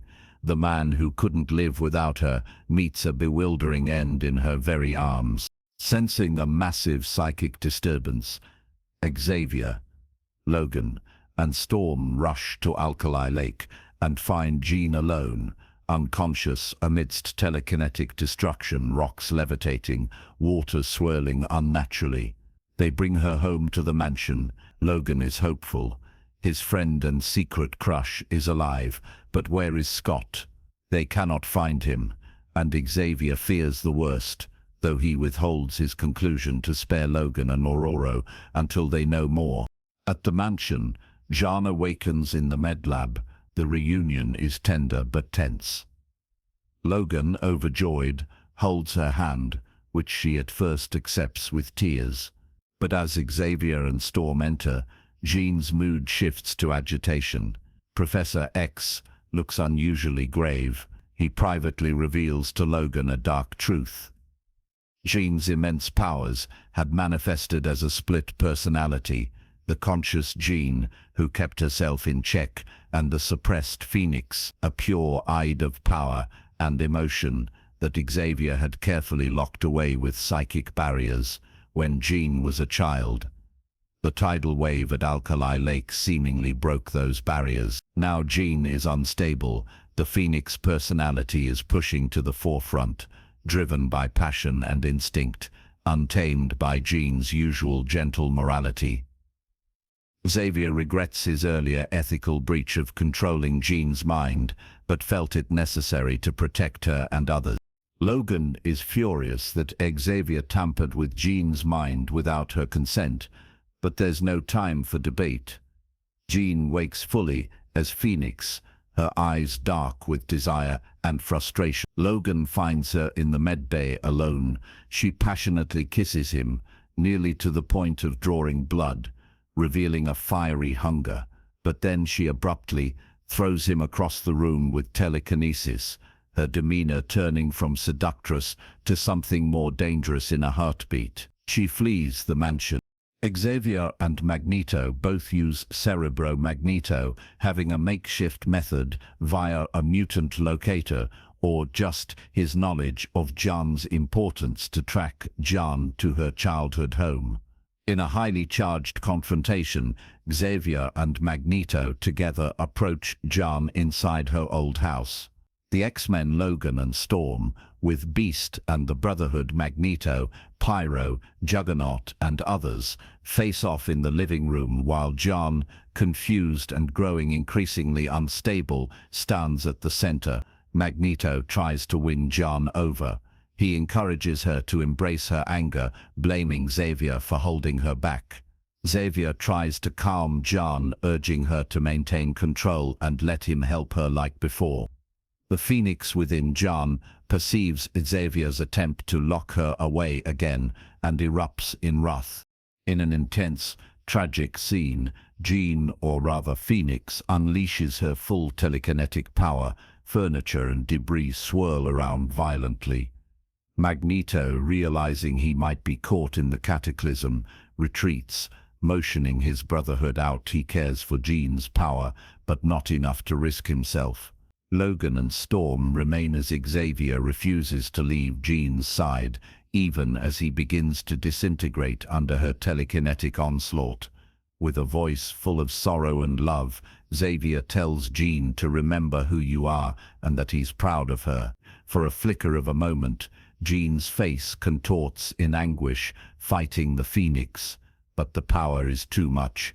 In a flash of light, Professor Charles Xavier is obliterated, his wheelchair empty amid a storm of atomized particles. Jean collapses, horror-stricken at what she's done, and then coaxed by Magneto's gentle, "You're a god among insects," rhetoric, she leaves with the Brotherhood, who welcome this incredibly powerful being into their fold. Logan and Storm are left sobbing over the loss of their mentor, the mansion father figure gone. The X-Men mourn Xavier back at school in a quiet, tearful funeral. It's a devastating blow. The pillars of the team, June and Scott and now Xavier, have fallen in rapid succession. Some students' parents withdraw their kids from the school, fearful with Xavier gone. Others look to Storm and Logan for leadership. Storm, through her grief, steps up as headmistress, determined to keep Xavier's dream alive. Logan, burdened by guilt for failing to save both Scott and June, and Xavier, contemplates leaving, but ultimately stays. His loyalty to the only family he's ever known is unbreakable, and he realizes more than ever they need him. Meanwhile, Magneto capitalizes on the rise of Phoenix in his ranks. Jean, however, is not a controllable weapon. She is withdrawn, at times docile, and at times filled with fiery fury. Magneto respects her volatility, giving her space, but clearly intends to use her as a trump card in his coming war on the Cure.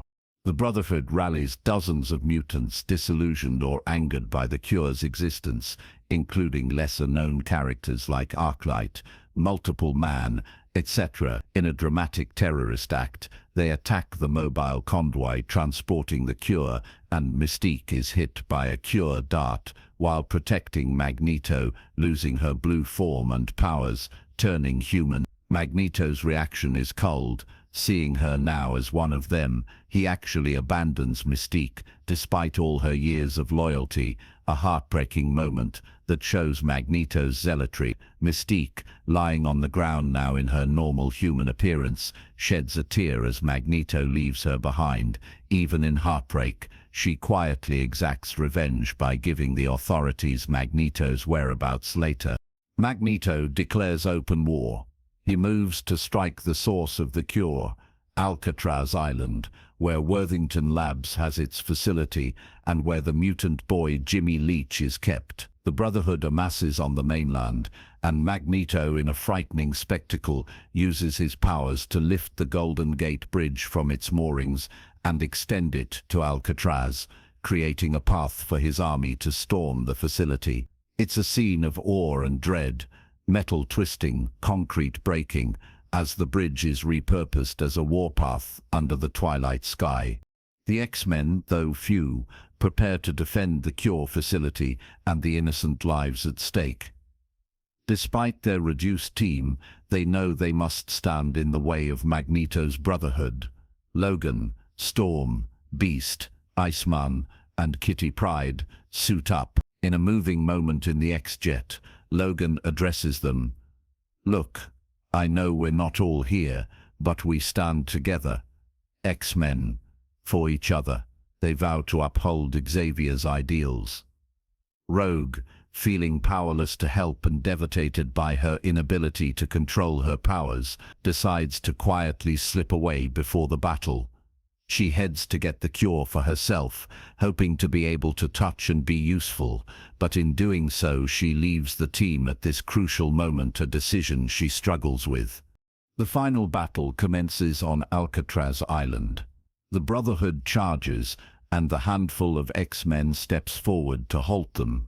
Soldiers armed with cure darts also defend the facility, though Magneto uses his magnetism to toss their weapons aside easily until the X-Men engage. Key moments of the battle.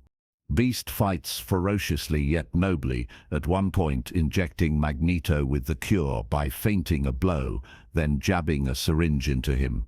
Magneto, horrified, feels his powers drain. He stumbles and can no longer control metal, effectively neutralized. Beast's classy quip, "Oh my stars and garters," as Magneto's powers wane, brings a touch of lightness. Iceman versus Pyro. The two young former friends clash in a symbolic duel of elements. Pyro's raging flames versus Iceman's freezing blasts. After a heated fight and personal jabs, "You should have stayed with us, Bobby," Pyro yells. Iceman fully ices up his body, finally embracing the full extent of his powers, and manages to extinguish Pyro's fire and knock him out, showing that cool-headed compassion wins over hot-headed anger. Kitty Pryde goes into the lab to protect Jimmy Leach. When Juggernaut chases her, she cleverly leads him on a chase through walls, her phasing versus his brute force. She tricks Juggernaut into running through a wall into the room with Leach. The boy's nullifying presence strips Juggernaut of his powers mid-charge, causing him to knock himself out. Kitty then comforts the frightened Jimmy, promising him safety. Logan and Storm handle multiple foes together. At one point, Storm creates a flurry of lightning and whirlwinds to scatter numerous Brotherhood mutants, while Logan takes on the more physically tough opponents with claws and skill. With Magneto and his lieutenants subdued, it seems the worst is over until the Phoenix unleashed in Jean decides to let loose. Amid the chaos, Jean has largely stood aside, but witnessing Magneto, the only other mutant with power comparable to hers, rendered powerless, her fragile control snaps entirely.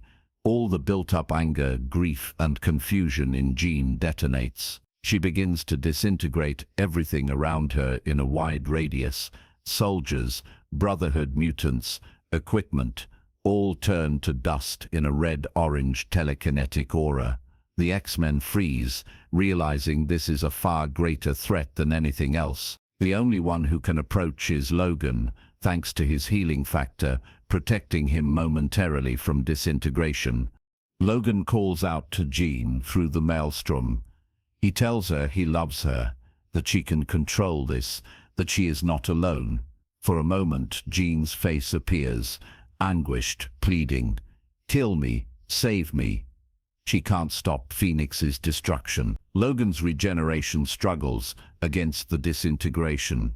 Chunks of his flesh vaporize and regrow as he forces himself closer step by step. He fights through unimaginable pain to reach the eye of the storm. Jean. In one intimate moment, she looks at him with both love and agony. With tears, Logan says, "I love you, Jean." And as her powers spike again, starting to tear into him faster than he can heal, Logan fatally stabs Jean with his claws to end her suffering. The shock stills the chaos. The Phoenix fire fades from her eyes. Jean Grey, free of the Phoenix at last, musters a faint thankful smile or word to Logan and then dies quietly in his arms. Logan cradles her, weeping openly for the first time in perhaps his entire life.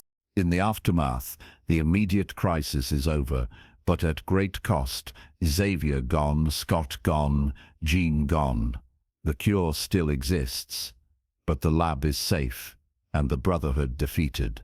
We see Rogue returning to the mansion. Having taken the cure, she shyly tells Bobby by touching his hand skin to skin. She's normal now. Bobby is supportive and happy. He can finally hold her, but there's a bittersweet sense that she gave up a part of herself out of fear. It raises questions. Was it worth it? That remains for Rogue to decide as she moves forward. At Xavier's school, life continues.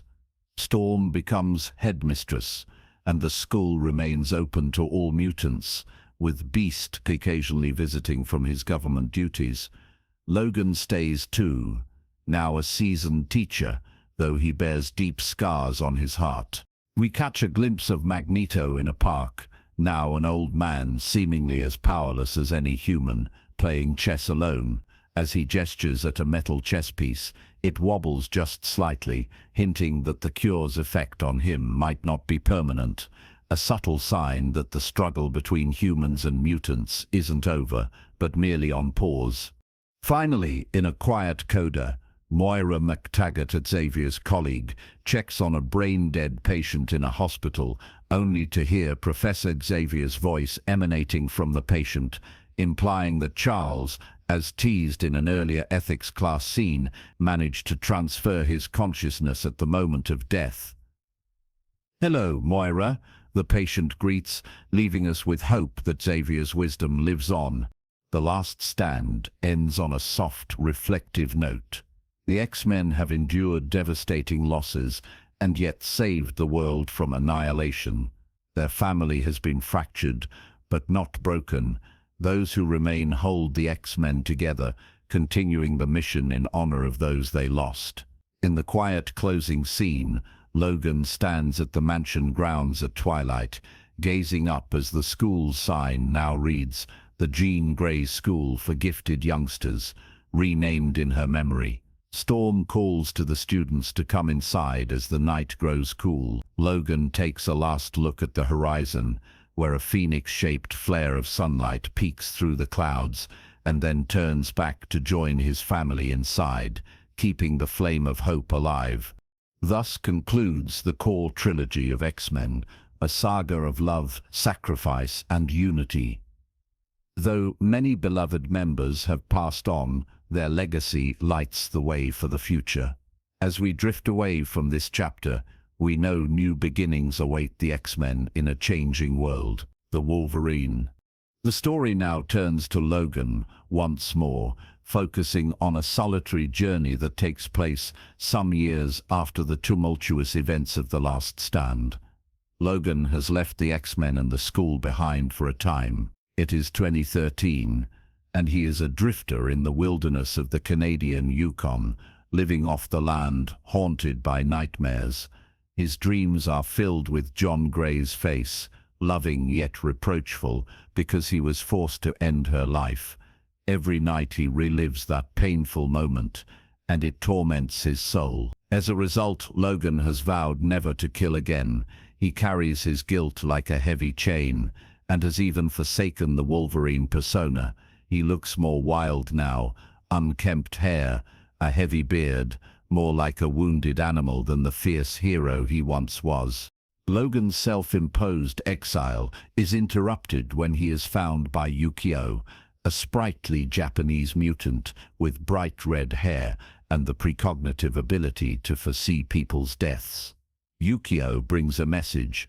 Her employer, Ichiro Yashida, is dying and wishes to see Logan one last time. Logan is reluctant. He doesn't understand why a wealthy Japanese man would summon him. Yukio then reveals Logan once saved Yashida's life decades ago during World War II. Hearing this, and weary of living like a ghost, Logan agrees to go to Japan to honor Yashida's dying wish. Arriving in Tokyo, Logan is struck by the bustling energy and unfamiliar culture. At Yashida's estate, now a vast technological compound, Logan meets Shingen Yashida, Ichiro's son, and the lovely Mariko, Ichiro's granddaughter. Ichiro Yashida is frail, lying in a high-tech bed. He's profoundly grateful to see Logan again after so long. Mariko stands by her grandfather lovingly. She is poised, kind, but also sad, as she is set to inherit a heavy corporate burden and is trapped in an arranged engagement to a corrupt politician's son. In a gentle flashback, we see Nagasaki, August 9, 1945, moments before the atomic bomb is dropped. Logan, then a POW, rescues a young soldier, Yoshida, by shielding him in a well as the nuclear blast devastates the city. Logan's body burns and heals in front of Yoshida's astonished eyes, revealing his immortal nature. Yoshida never forgot the man who was willing to risk everything to save him. In a private moment, Yoshida offers Logan a curious proposition. Yoshida, obsessed with Logan's healing powers and fear of his own death, claims to have the technology through his company's research to transfer Logan's healing factor into Yoshida, thus allowing Yoshida to live and giving Logan the gift of a normal life that ends, an end to Logan's immortality and, presumably, his eternal suffering. Logan is taken aback. Mortality is something he has often secretly longed for, weary of losing everyone he loves while he endures, but he's also suspicious and uneasy about the idea of someone taking on his curse. He ultimately declines Yoshida's offer politely, saying, "You don't want what I've got." That night, as rain patters in a tranquil garden outside, Yoshida passes away and clan tensions erupt. Logan, staying as a guest, senses something amiss. Mariko is suddenly targeted by Yakuza assassins at the funeral. A power grab is underway as Yoshida's business empire and fortune now belong to Mariko. Amid the chaos of the attack, Logan springs into action to protect Mariko, but something unexpected hampers him. He's shot while fending off Yakuza goons and realizes with alarm that his wound isn't healing as fast as it should. He feels pain and bleeds, sensations he's rarely had to worry about. Still, he fights through it, adrenaline and instinct carrying him. With Yukio's help, Logan and Mariko escape into the streets of Tokyo, leading to a thrilling chase. They board a bullet train to flee the city. On the speeding train, Logan battles more Yakuza thugs in a spectacular sequence atop the train car, dodging low-hanging signals and using his claws to hang on at 300 km/h. Despite his sluggish healing, his ferocity and cleverness win out, and he saves Mariko from harm. They hide in a rustic love hotel in a smaller town. For the first time in a long while, Logan feels vulnerable. He experiences exhaustion, pain from his wounds, even a fever. Mariko tends to his injuries, cleaning and stitching a bullet wound in his shoulder. It's intimate and grounding. Logan winces and jokes softly about finally needing a bandage.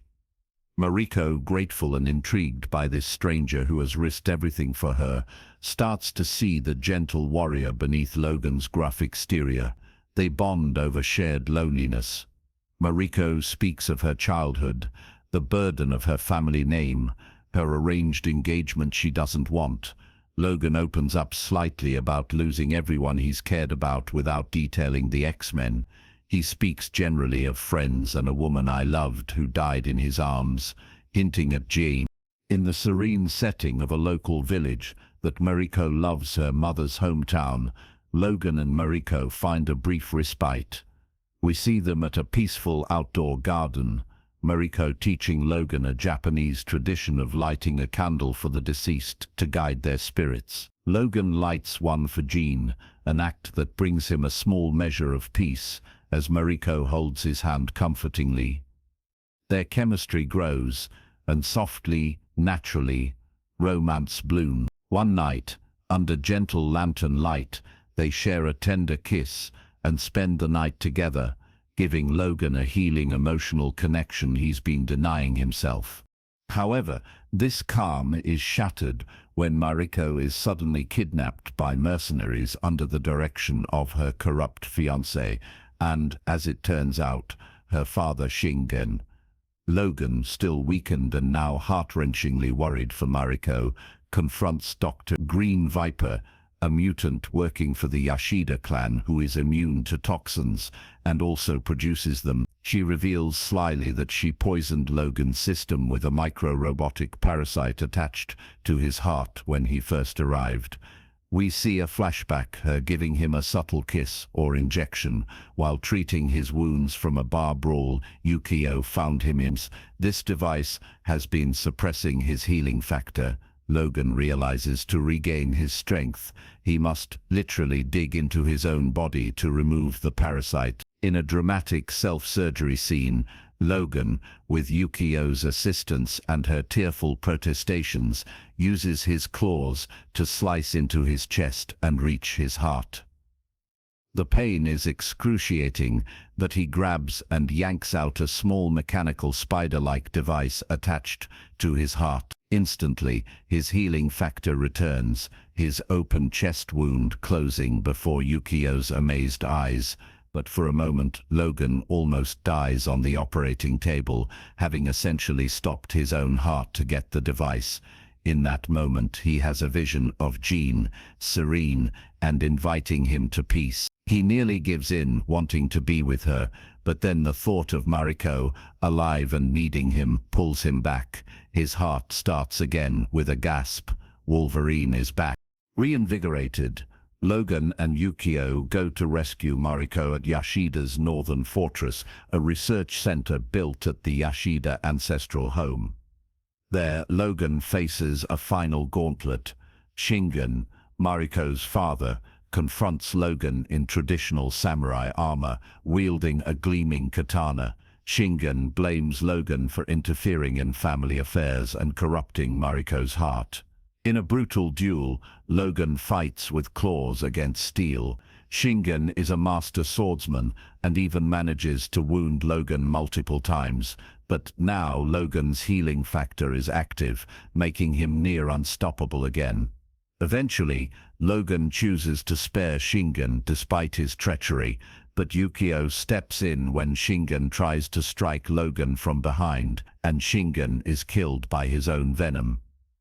Yukio fulfills the prophecy she had foreseen, the manner of Shingen's death, perhaps matching her vision, meant for Logan, but transposed.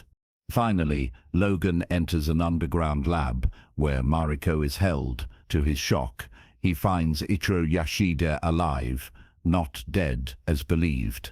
Yashida faked his death, shedding his elderly skin metaphorically to achieve his obsession. Clad in a towering robotic suit of gleaming adamantium, the Silver Samurai, Yashida reveals his true plan: to take Logan's healing factor by force, using a drilling mechanism within the sword of the Silver Samurai.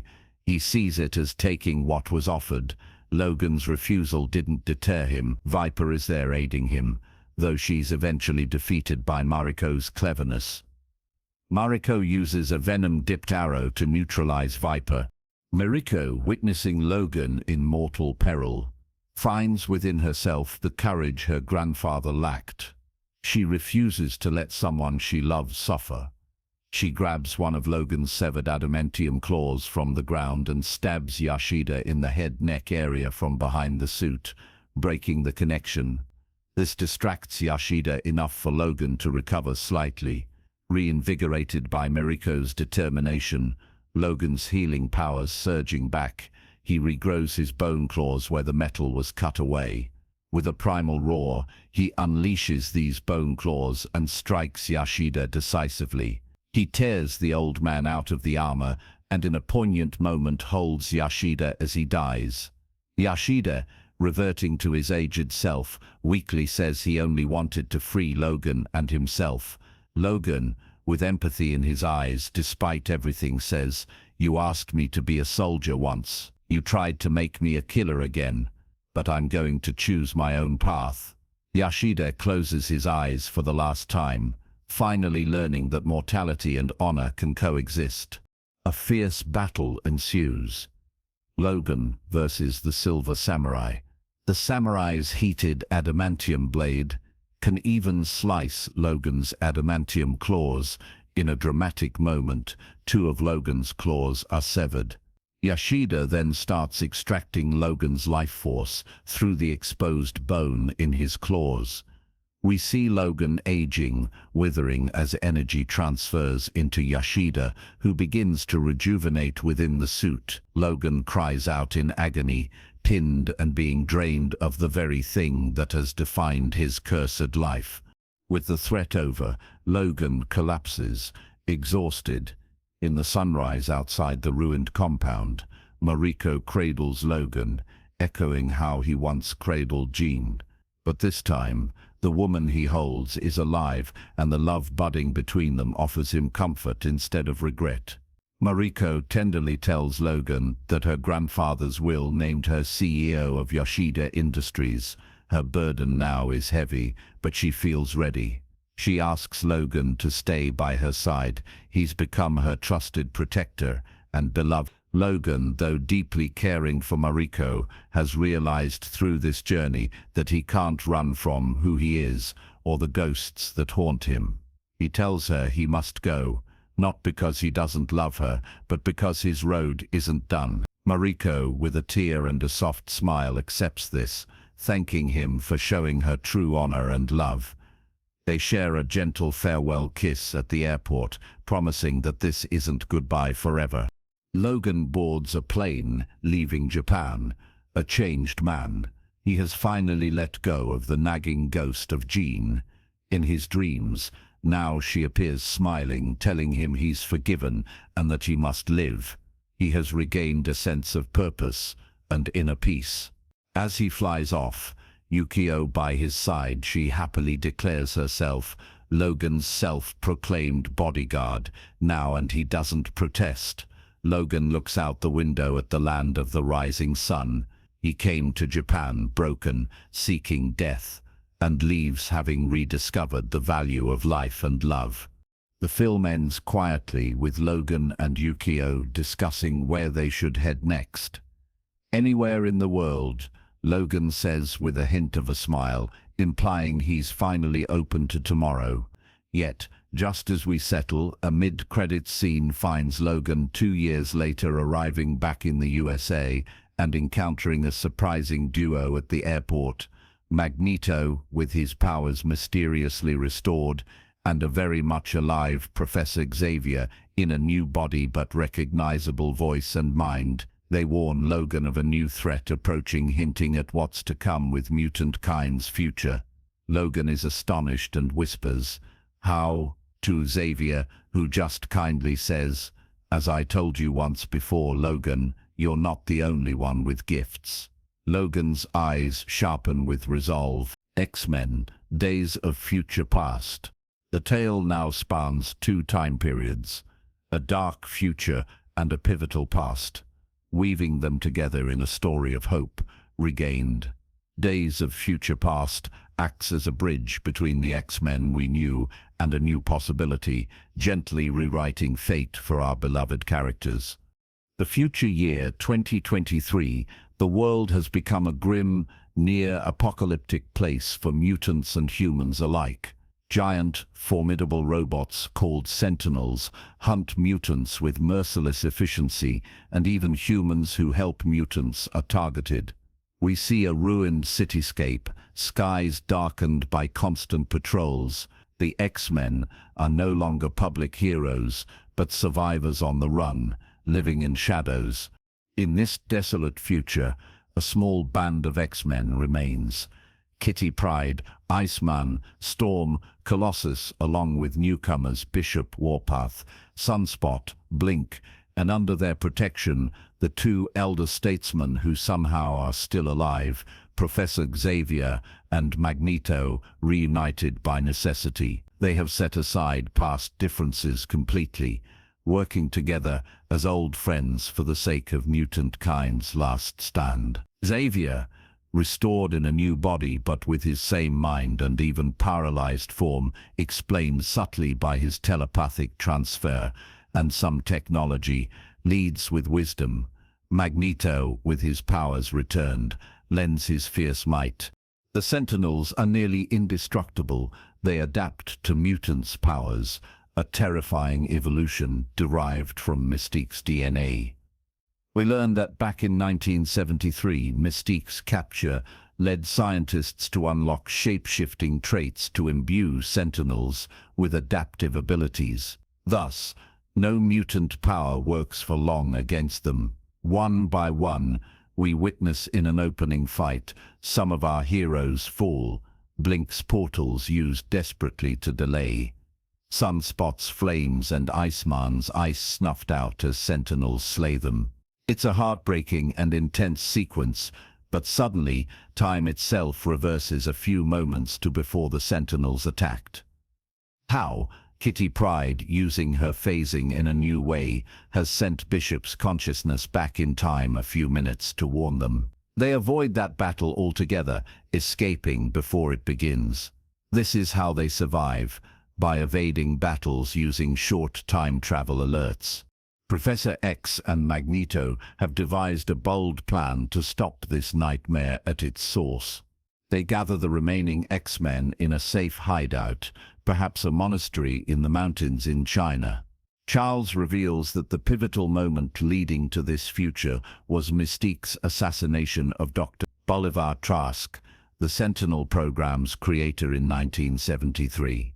Mystique killed him, but was captured, and her DNA gave rise to these advanced Sentinels. If they can prevent that murder, perhaps Sentinels will never gain their adaptability, and this dark future will erase itself. However, to do that, someone's consciousness must be sent back 50 years into their younger self to guide the X-Men of 1973 and change history. Kitty Pryde can send a mind through time, but the strain of decades would tear apart anyone's mind, except Logan's. His mind, like his body, can heal, plus he was alive then, a younger man with no gray in his hair. Logan volunteers, understanding he might be the only choice, though initially hesitant. He's no professor, and the 1973 versions of Xavier and Magneto were at odds, and less experienced. He realizes he's the only one who can endure the trip. Charles places his hands on Logan's temples supportively. Magneto gives a nod of trust. In a quietly powerful scene, as Kitty begins the process, Xavier encourages Logan, "Find young Charles, guide him, and convince me of all of this." Magneto adds Riley to also convince him, and perhaps urge him to be less himself. Logan chuckles softly. As he lies down, he steels himself, focusing on Jean Scott, everyone he lost, to remind him what he's fighting for. Kitty's powers send his consciousness back, and we transition to 1973. Logan wakes up in a groovy 1970s bedroom. In his younger body, bone, claws and all, no adamantium yet. The morning sun and era-appropriate music, maybe Time in a Bottle, plays softly, contrasting the grim future he left.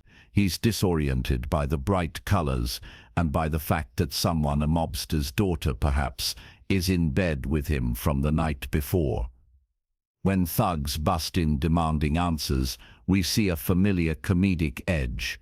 Young Logan is as quick with a quip as ever. Not wanting a lethal fight, he non-lethally handles them, taking a few bullets that he heals from, astonishing them and apologizing, "I'm really gonna have to hurt you." Securing some appropriate clothes, including a gaudy patterned shirt and a jacket, Logan sets out to find 1973 Xavier. The X-Mansion in 1973 isn't the happy school it was in the 2000s. After first-class events, the Vietnam War draft and personal losses have closed the school. A broken Charles Xavier James McAvoy now hides in his mansion, having taken a serum provided by Beast that enables him to walk, but at the cost of suppressing his telepathy. He is bitter from losing Raven Mystique to the Brotherhood and Eric's betrayal, and mourning the assassination of MLK and Vietnam tragedies that dashed his hope for peaceful change. The once optimistic professor is now a self-pitying recluse. Only Hank McCoy Beast remains by his side as a loyal friend and caretaker. Logan arrives at the mansion to find it sparsely populated. After a brief scuffle with Beast, who attacks this intruder before Logan can explain, Logan confronts young Xavier, and it's not a warm meeting. Xavier is sarcastic and skeptical, dismissive of any mention of the X-Men or the future. Logan tries, somewhat awkwardly, to explain who he is and why he's here. He speaks of the future, of Charles's own words, referencing things only Charles would know, perhaps repeating something profound. Older Charles said, which startles young Charles. Logan pleads that Raven Mystique is going to kill Trask and that must be stopped. The mention of Raven, his dear foster sister, gets Charles's attention and concern. We learn Mystique, Jennifer Lawrence, is independently on a mission. She's freeing mutant soldiers, captured and experimented on by Trask Industries. We see her infiltrate a military camp in Vietnam and liberate mutants like a young Toad, Inc., and Havoc Alex Summers, displaying both her skill and her ethos of protecting her kind. She discovers Trask's sinister agenda, autopsy reports of mutant casualties, etc., which hardens her resolve to assassinate him at the upcoming Paris Peace Accords, where Trask will be presenting his Sentinel prototype to government officials. Xavier, Hank, and Logan travel to Paris to intercept Mystique, but they realize they might need help. Specifically Eric Lensher. However, Eric is imprisoned deep beneath the Pentagon for allegedly killing JFK. In Eric's view, he claims he was trying to save JFK because JFK was a mutant, a subtlety only mentioned in passing. Breaking him out is a challenge. Enter Peter Maximoff, Quicksilver, a fast-talking, faster-moving young mutant. Logan knows of him. Magneto in the future had mentioned his son, perhaps. They recruit Quicksilver to help. In a whimsical and visually delightful sequence, they break Eric out of his plastic prison. Quicksilver's super speed is showcased wonderfully as he zips around, playfully subduing guards in the kitchen, time seemingly frozen from his perspective as he redirects bullets and repositions people, an exhilarating comedic slow motion to music, a truly bedtime-friendly, light-hearted moment in an otherwise tense mission. Eric is freed, and face-to-face with Charles for the first time since their reunion is tense and emotional. Unresolved anger. Charles punches Eric once for causing all the pain. Eric retorts with a cutting comment about Charles giving up on mutants after he left. Logan plays peacemaker, literally putting himself between them and snarling, "Hey, I didn't come back to 1973 to babysit you two." Despite bickering, they all need each other for what's coming. In Paris, at the peace accords, events escalate. Mystique, disguised as Vietnamese staff, is about to shoot Trask Peter Dinklage when Xavier, Eric, Logan, and Hank intervene. It becomes a multifaceted confrontation. Logan unexpectedly encounters William Stryker as a young man there, Trask's associate, which triggers a traumatic reaction in Logan as he remembers the terrible experiments Stryker will inflict on him. Logan momentarily loses himself, lunging at Stryker, which foils the initial quiet approach.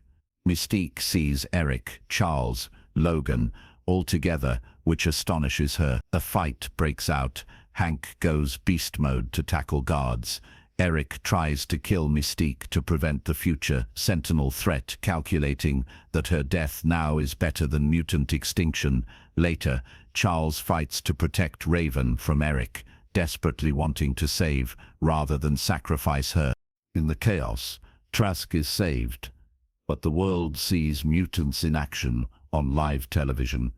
A shapeshifter, Beast, Magneto's powers, confirming suspicions and increasing fear.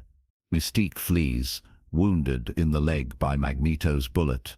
Eric escapes separately. The X-Men have failed to secure Raven, and history is veering towards the dark timeline still, albeit slightly altered. Back in the future, Sentinel attacks worsen. The hideout is discovered. One by one, future X-Men are sacrificing themselves, buying Kitty and Logan time. Storm is impaled by a sentinel's spear. Bishop and others go down heroically. It's desperate. The final sentinel approach to the temple is imminent. Xavier and Magneto hold the door.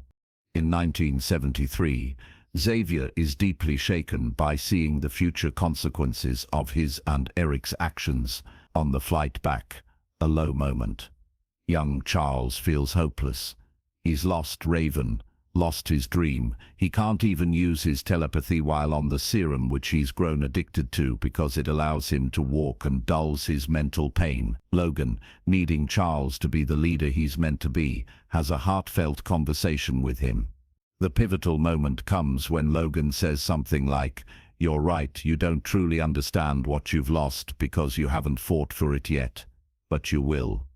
Don't let it be too late." In a powerful use of telepathy, young Xavier with encouragement reads Logan's mind, connecting with old Professor X in the future via Logan's mind across time. In this beautiful psychic meeting, older Charles Patrick Stewart speaks to his younger self, James McAvoy. "Charles, we need you to hope again." He imparts wisdom, telling him that the pain is what makes their cause worth fighting for, that he will become the beacon for mutant and human coexistence. This gentle, profound pep talk ignites young Charles's spirit once more. He reactivates his telepathy, abandoning the serum despite it meaning losing his legs again. He's ready now to find Mystique before Magneto does.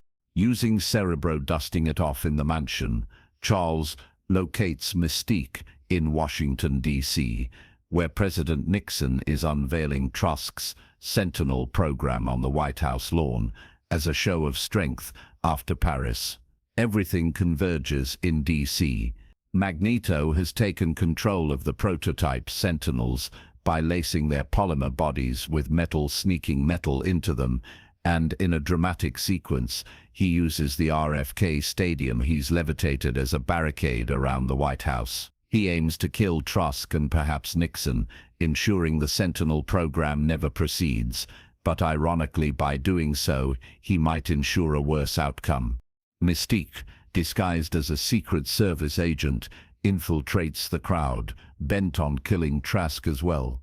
Xavier, now hope-filled and powerful again, arrives with Beast and Logan to try to stop both Mystique and Magneto without violence. In an epic climax, Magneto turns the Sentinels on the humans. Chaos erupts on live TV. The world watches mutants laying siege to the White House. Beast tackles Magneto but is overpowered. Magneto nearly kills Logan by filling him with rebar and flinging him into the Potomac. Logan sinks, slowly healing but effectively removed from battle. In a crucial face-off, Magneto raises the White House bunker from below ground, preparing to execute the president and Trask and TV to send a message. But then Mystique, as an ordinary human disguised, steps up with a plastic gun. She shoots Magneto, wounding him in the neck, knocking off his helmet and stopping him from further carnage. With Magneto down, Charles uses his telepathy to freeze him and gently persuades Mystique to let go of her rage. This is not the way, Raven. The world watches as Mystique stands at a crossroads, kill Trask and fulfill her vengeance, or spare him and chart a new course. Encouraged by Charles's faith in her, the brother who still believes in her goodness, Mystique lowers her gun, deciding to spare Trask and the president. She chooses mercy, and by doing so alters the course of history fundamentally. Seeing a mutant save the president from another mutant affects public perception profoundly. Nixon quietly cancels the Sentinel program. Trask is arrested for selling weapons, tech illegally, and Mystique becomes, in a sense, a hero in the shadows. In the future, as the last survivors, Kitty, almost faint, and an injured Magneto guarding Logan's body, are about to be overrun by Sentinels, everything suddenly fades to white. The dark future is gone, rewritten. Logan wakes up in 2023 in the Xavier school. In a bright, sunny morning, everything normal and happy. He walks through the halls bewildered. He sees familiar faces he thought dead, Storm alive, teaching a class of youngsters how to make mini storms, Beast conversing cheerily in the hallway, Kitty Pryde tutoring a student with Bobby Iceman by her side. They seem to be a couple. Colossus carrying textbooks. The mansion is full of life and peace. Logan's heart skips a beat as he then sees Jean Grey, vibrant, standing before him at her office door, asking if he's all right.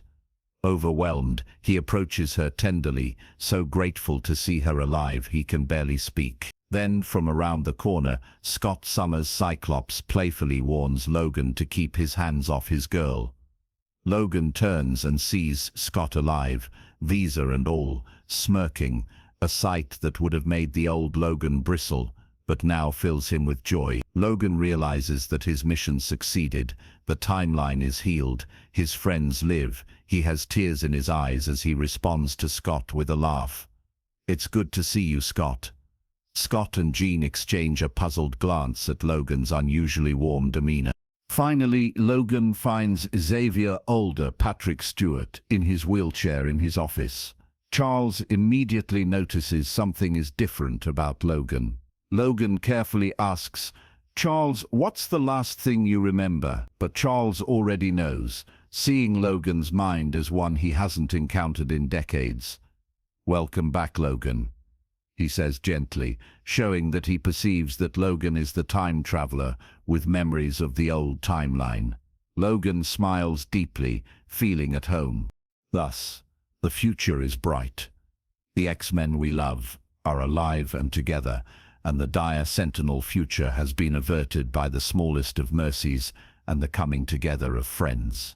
In a brief epilogue teaser set in ancient Egypt, people chant and bow to a being constructing pyramids, with telekinesis, a hint of En-Sabah Nur Apocalypse and his 4 horsemen in the distance. But for now, that's a tale for another time. Days of Future Past ends on the most soothing note of the entire saga, a second chance. It's as if a heavy, dark cloud is lifted. As we drift off, we know that the X-Men not only saved the future but gained closure and reunion with those they lost. It's a comforting conclusion that though time can wound, it can also heal, and no fate is written in stone if there is hope, friendship, and the courage to change. The chapter softly closes with a sense of completed destiny. The past and future reconciled. The X-Men united in hope once more, and the viewer lulled by the reassurance that all is right in the world of our heroes again. X-Men Apocalypse. With the timeline reset and a hopeful future ahead, the X-Men saga continues in a new timeline that unfolds differently from the one we originally knew. It is now 1983. In this refreshed history, and while the world knows about mutants, the X-Men are in a better place than before. At Charles Xavier's School for Gifted Youngsters, Professor Xavier James McAvoy happily teaches and mentors a growing student body with Hank McCoy Beast by his side. Jean Grey, Sophie Turner, is here as a teenager, shy and haunted by nightmares of a great destructive force, her immense power stirring within, hinting at the Phoenix, though she's frightened of it. Scott Summers' Ty Sheridan arrives as a new student, having just manifested his optic blast powers uncontrollably at his high school. Xavier takes him in and gives him his trademark visor. We see Jean kindly helping Scott adjust, a spark forming between them as in every timeline. Nightcrawler, the gentle blue teleporter, Cody Smith McPhee, is also brought into the school after being rescued from a cruel mutant cage fight by Raven Mystique. Mystique has become something of a mutant folk hero after her actions in 1973. In the 10 years since, she's traveled the world, freeing oppressed mutants. She prefers not to be in the limelight or considered a hero, but to young mutants out there she's a symbol of hope. One such youngster is Oro Monroe Storm, a street urchin in Cairo who looks up to Mystique's example, literally keeping a newspaper clipping of Mystique. Storm hasn't yet met her hero. Instead, fate introduces her to someone far more sinister. Deep in Egypt, a cult of devotees unwittingly awakens Ensaba Nor, the world's first mutant, ancient and incredibly powerful, who has lain entombed for millennia. This being, also called Apocalypse Oscar Isaac, views himself as a god. Born in an era of pharaohs, he has accumulated the powers of many mutants and considers modern civilization weak and corrupt. Upon awakening in 1983, Apocalypse is disillusioned by the world, humans ruling, mutants hiding. He decides to cleanse the earth and restore a rule where only the fittest mutants under his leadership survive. Apocalypse begins gathering his 4 horsemen, enhancing their powers. He recruits Storm Alexandra's ship, sensing her potential while she pickpockets in Cairo. He augments her weather-controlling abilities and turns her hair white as a mark of transformation, promising her a world where she won't have to steal to get by. Psylocke Olivia Munn, a fierce mutant in Cairo working as a bodyguard, whom he grants greater telepathic and telekinetic power, manifesting as her signature psychic blade. Angel Ben Hardy, a fallen German mutant, with damaged wings from cage fights, the same one Mystique freed Nightcrawler from. Apocalypse heals and transforms his wings into metal, razor-sharp pinions, making him Archangel. Magneto, Michael Fassbender. Eric has been in hiding in Poland after 1973, attempting a peaceful life. He even found love with a wife and had a young daughter. Tragically, when he uses his powers covertly to save a co-worker in a steel factory, he's exposed. The local authorities, fearful, accidentally kill Eric's family with a misfired arrow in a tense standoff. Stricken with grief and rage, Eric nearly gives up on life. At this lowest point, Apocalypse approaches him, recognizing his immense power and pain. He takes Eric to Auschwitz, where Eric's power first manifested as a child, to draw out all of his anger and might. Apocalypse vastly enhances Magneto's power. He later, with a gesture, can manipulate Earth's magnetic fields globally. Eric, feeling truly lost and now filled with catastrophic wrath, joins Apocalypse to become the Horseman of War, seeing Apocalypse as perhaps a means to enact the vengeance on the world that wronged him so deeply. With his horsemen, Apocalypse plans to raise the modern world. He starts by using Magneto to disrupt Earth's magnetic poles, causing massive destruction, buildings crumbling, earthquakes, the sky darkens with global turmoil, people everywhere panic. As Apocalypse declares in telepathic broadcasts that he will build a better world on the ashes of this one. At Xavier's school, Charles has been helping CIA agent Moira McTaggart investigate the occurrences in Egypt. Thus he becomes aware of Apocalypse's awakening.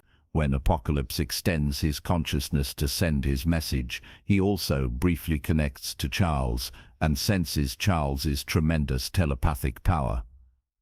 Apocalypse, considering himself a god, decides he needs Xavier's telepathy to control all minds. He kidnaps Charles from the mansion using Apocalypse's and Archangel's powers, etc. A harrowing scene where students watch as their beloved professor is taken away in a beam of light and dust. But Charles manages to send a distress call to Raven just as he's taken, acknowledging her as Mystique, effectively calling her home to lead in his stead.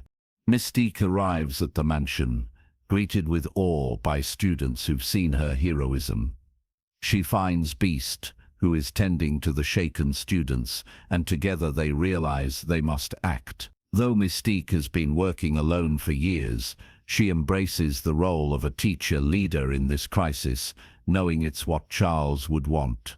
She, Beast, and Moira, whom they've re-enlisted and restored her memories, Xavier had erased as a courtesy, gather the young X-Men in training, John, Scott, Nightcrawler, and the newly returned Quicksilver, who joins primarily because he knows Magneto is involved and reveals to the group that Magneto is his father. They suit up in whatever gear they can, Mystique and Beast in old uniforms, the teens in trainee outfits. Mystique gives an encouraging speech. Xavier saved us all once. Now it's time to save him and save our world. The X-Jet carries our fledgling X-Men to Cairo to confront Apocalypse. Apocalypse has set up a base at his ancient pyramid. With Magneto's vastly amplified power, he's ripping cities apart across the planet and assembling metallic minerals to build a massive pyramid structure around Apocalypse. The Horsemen guard the site. In the ensuing battle, Quicksilver zooms in to try to subdue Magneto without harming him. Using super speed punches, he manages to get some hits in, but when he tries to reveal to Eric that he's his son, Magneto is in such anguish and under Apocalypse's influence that he lashes out, critically injuring Quicksilver, breaking his leg maybe, taking him out of the fight. Mystique confronts Storm. She appeals to the girl's conscience, saying, "This isn't what you signed up for." Storm idolizes Mystique and is conflicted, seeing her hero oppose Apocalypse. Eventually, when Mystique is nearly struck down by Apocalypse in battle, he recognizes her as the Catalyst in 1973 and seeks to kill her. Storm switches sides to defend Mystique. Storm's heart wins over her loyalty to Apocalypse, proving Mystique succeeded in inspiring her better nature. Beast and Psylocke duel. With Psylocke's lethal psychic blade nearly taking out Hank, but he cleverly uses agility and the environment to eventually best her. Psylocke defeated flees. Vision, Scott and Nightcrawler work as a team. Nightcrawler bravely teleports into Apocalypse's pyramid to rescue Xavier, who's being held unconscious and used as a conduit for Apocalypse to amplify power. Nightcrawler bumps Xavier to safety with some comic relief as he apologizes for the bumpy ride. But they still need to stop Apocalypse himself. Cyclops unleashes powerful optic blasts at Apocalypse and the armored Archangel. He manages to down Archangel, who later tragically dies in the collapsing wreckage, having found no redemption. Apocalypse, however, is nearly invincible, regenerating from injuries and smiting the young X-Men with ease, using telekinesis and elemental manipulation. He begins to transfer his consciousness into Xavier to take his telepathy. The process started before Kurt got Xavier out. So now Apocalypse is physically weakened, but Xavier is also in peril. Xavier, in a crucial moment, enters Apocalypse's mind telepathically to fight him on the astral plane. It's a mental battle where Charles is initially overpowered. Apocalypse derides him, saying he's no real leader, that in this world the weak perish. Charles, almost crushed by Apocalypse in the psychic realm, then hears encouragement, perhaps a memory of older Xavier's words or Raven's voice, and finds strength, retorting that true power isn't in domination, but in protecting others. He then calls out silently to Jean, "Jean, unleash your power, let go." Jean Grey, who has been holding back greatly out of fear of her own power, sees her friends and mentor in mortal danger. At Xavier's coaxing, she closes her eyes and embraces the Phoenix Force within her, erupting in a fiery aura shaped like a grand bird. Jean's power in full bloom astounds everyone. She holds Apocalypse telekinetically, ripping away his defenses. Apocalypse, staggered by a power even greater than his, starts to disintegrate under Jean's onslaught. As he weakens, Magneto, who has had a change of heart, stirred by seeing Charles and the students' courage, also attacks Apocalypse, using metal beams to pin him. Storm joins in with lightning. Cyclops adds his full optic blast. Finally, with a collective effort, especially Jean walking forward, flames blazing around her, almost serene as she delivers the final strike, Apocalypse is destroyed, dissolving with a final defiant scream. All is lost. With Apocalypse gone, Magneto stops the global destruction he was causing. The dust settles in Cairo. Magneto, grief-stricken but freed from Apocalypse's influence, expects wrath or justice from the X-Men for his actions. But Charles, ever compassionate, approaches Eric. Though Eric had caused so much death, Charles simply and warmly tells him, "I understand your pain. I felt it too. You're my old friend, and you are welcome to stay." Eric, filled with emotion, decides he must leave to find his own path of atonement, but he parts on good terms this time, exchanging a hopeful smile and a handshake with Charles. Before leaving, he shares a quiet moment with Peter Quicksilver, acknowledging indirectly the truth Peter hinted at. Eric gives a subtle, apologetic look of pride to his son. Peter, leg in cast but alive, hints he might tell Magneto of their relation next time. Back at the mansion, the danger over, Xavier and Moira rekindle a gentle connection. Charles returns Moira's memories of their past love, perhaps hinting at a future romance. Storm is welcomed as a student. The young X-Men, Jean, Scott, Nightcrawler, Peter Ororo, trained together in the rebuilt Danger Room under Mystique and Beast's proud supervision. They stand in newly made uniforms, looking determined.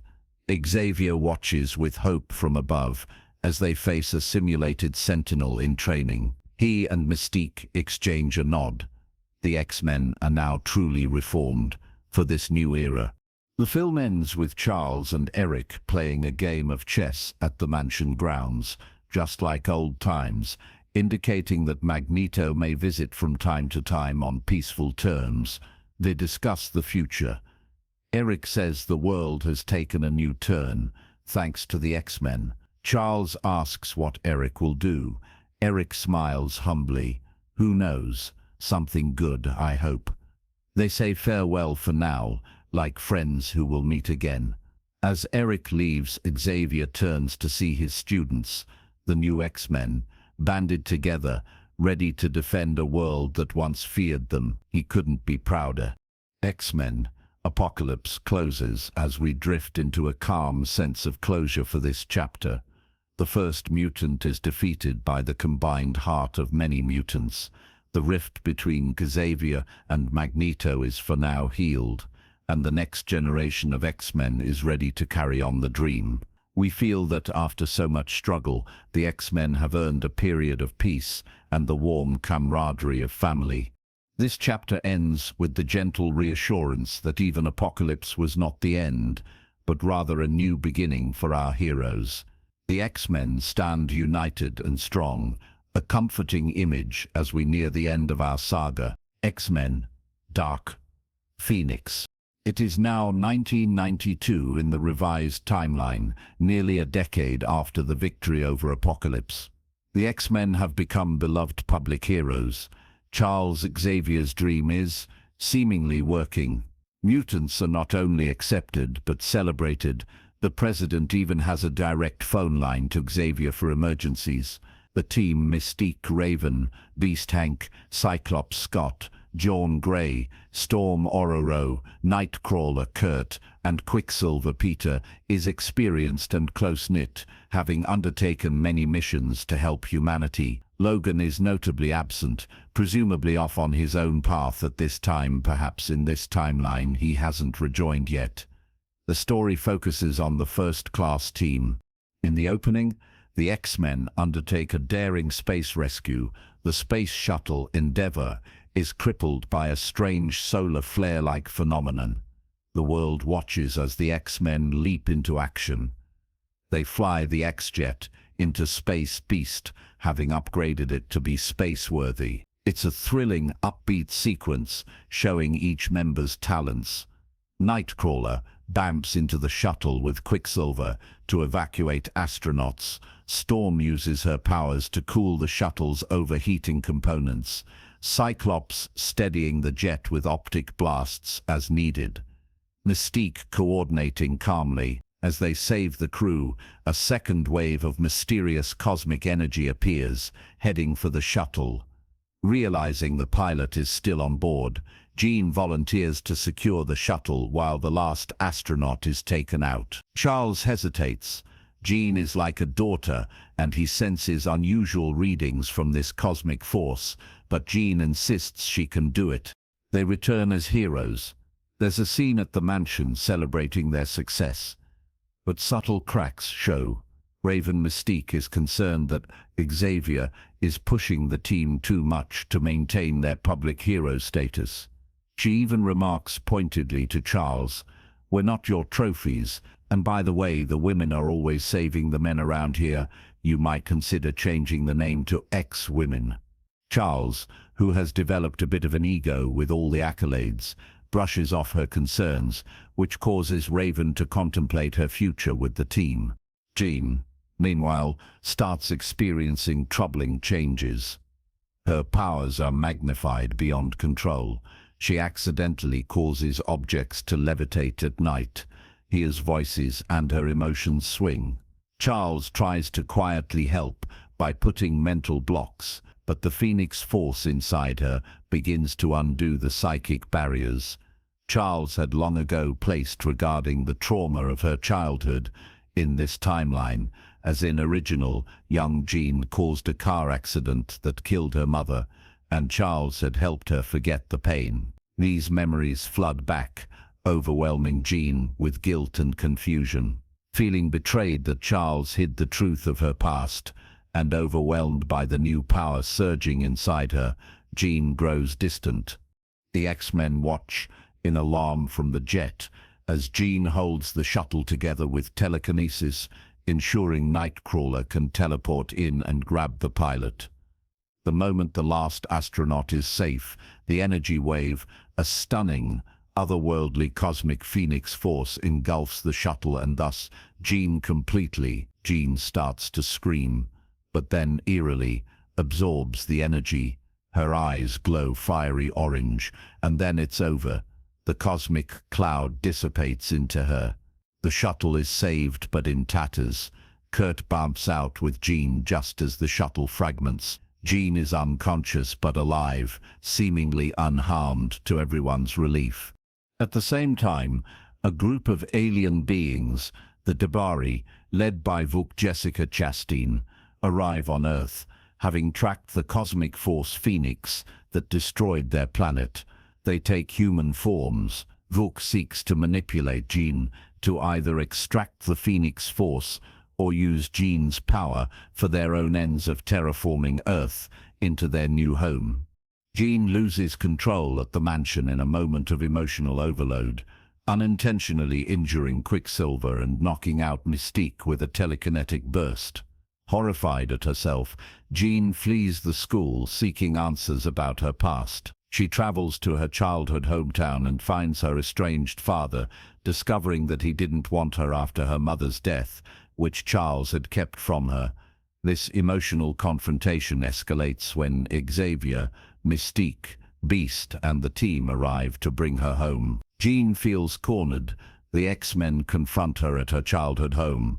In the argument, she begs to be left alone, but things spiral. Military containment units arrive outside as well, seeing Jean as a threat from the shuttle incident fallout. In a tragic moment, Jean, agitated and unable to control Phoenix, accidentally kills Mystique when Mystique tries to calm her. She sends Raven flying fatally into debris. Realizing in an instant what she's done, Jean is aghast. The shock breaks Jean's heart and also shatters the remaining barriers in her mind. Overcome by grief and self-loathing, Jean's eyes flame and she repels everyone, then flies off. The X-Men mourn Raven. We feel the weight, as this is an important loss, especially Hank, who loved her, and Charles, who blames himself. Magneto, who has been living in a peaceful mutant commune Genosha, hears of Raven's death and Jean's uncontrollable power. Jean actually seeks out Eric at Genosha, hoping he can give her sanctuary or advice on how to handle killing someone she loved. Eric, upon learning Jean killed Raven, whom he cared for deeply as well, contains his rage, but asks her to leave. Government forces then also arrive demanding Jean's surrender. Eric, in protective mode, fights them off, nearly executing the soldiers until Jean stops him, ironically being more merciful. Their ideologies clash. Eric wants to kill those who come after them.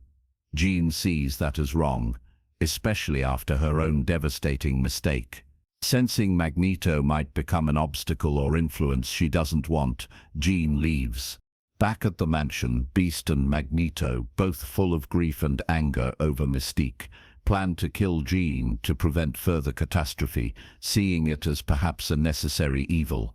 Beast actually leaves the X-Men to join Magneto's cause temporarily, while Cyclops, Nightcrawler, Storm and Charles still want to save Jean.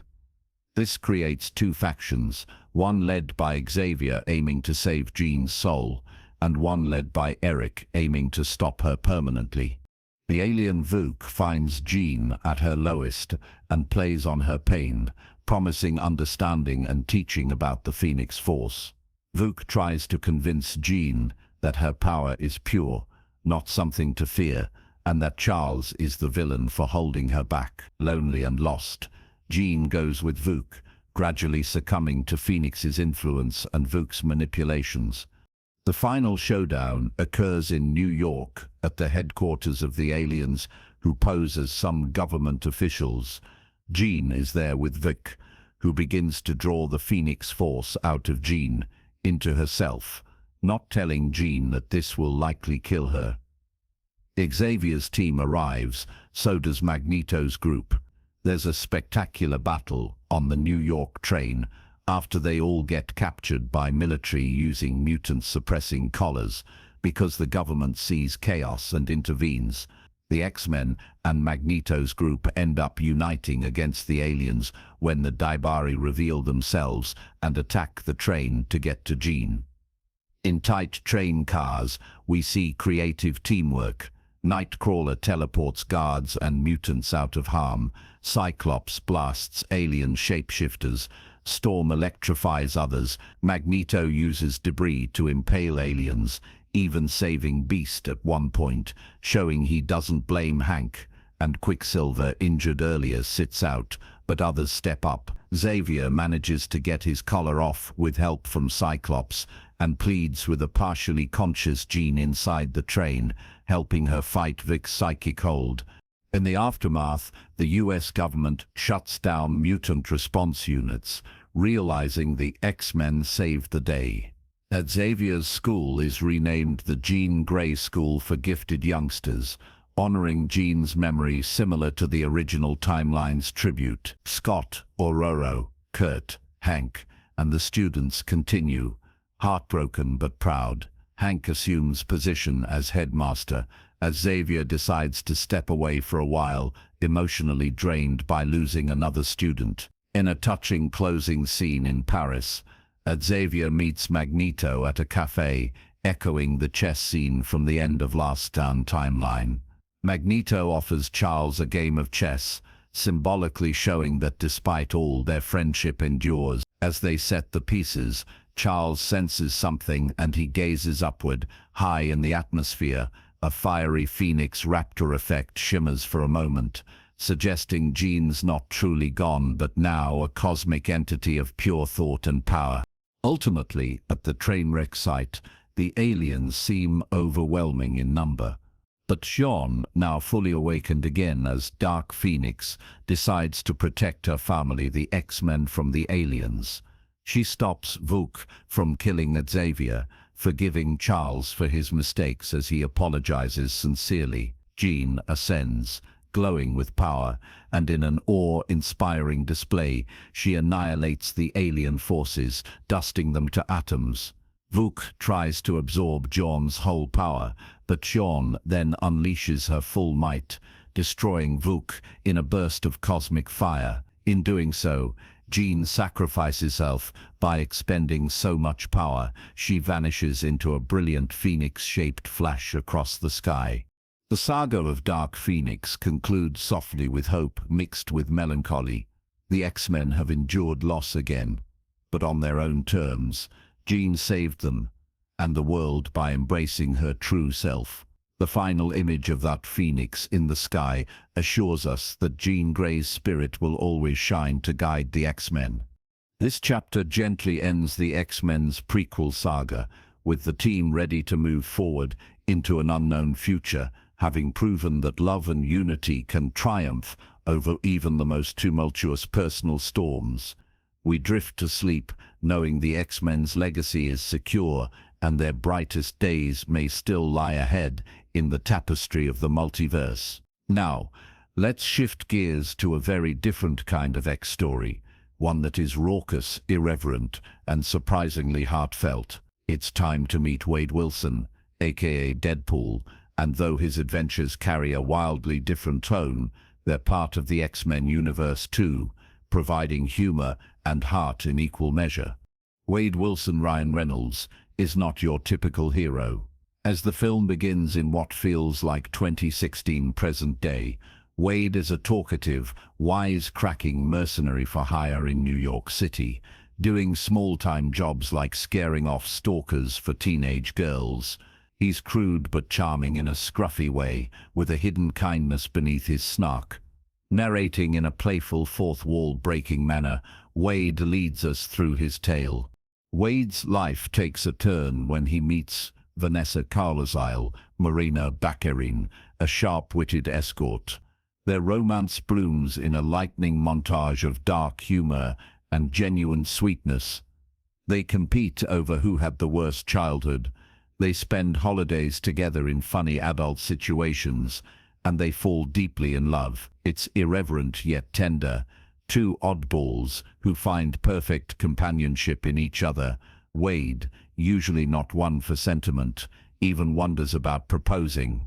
Then comes the gut punch. Wade is diagnosed with late-stage cancer in liver, lungs, prostate, brain, all the things I can live without, he jokes weakly.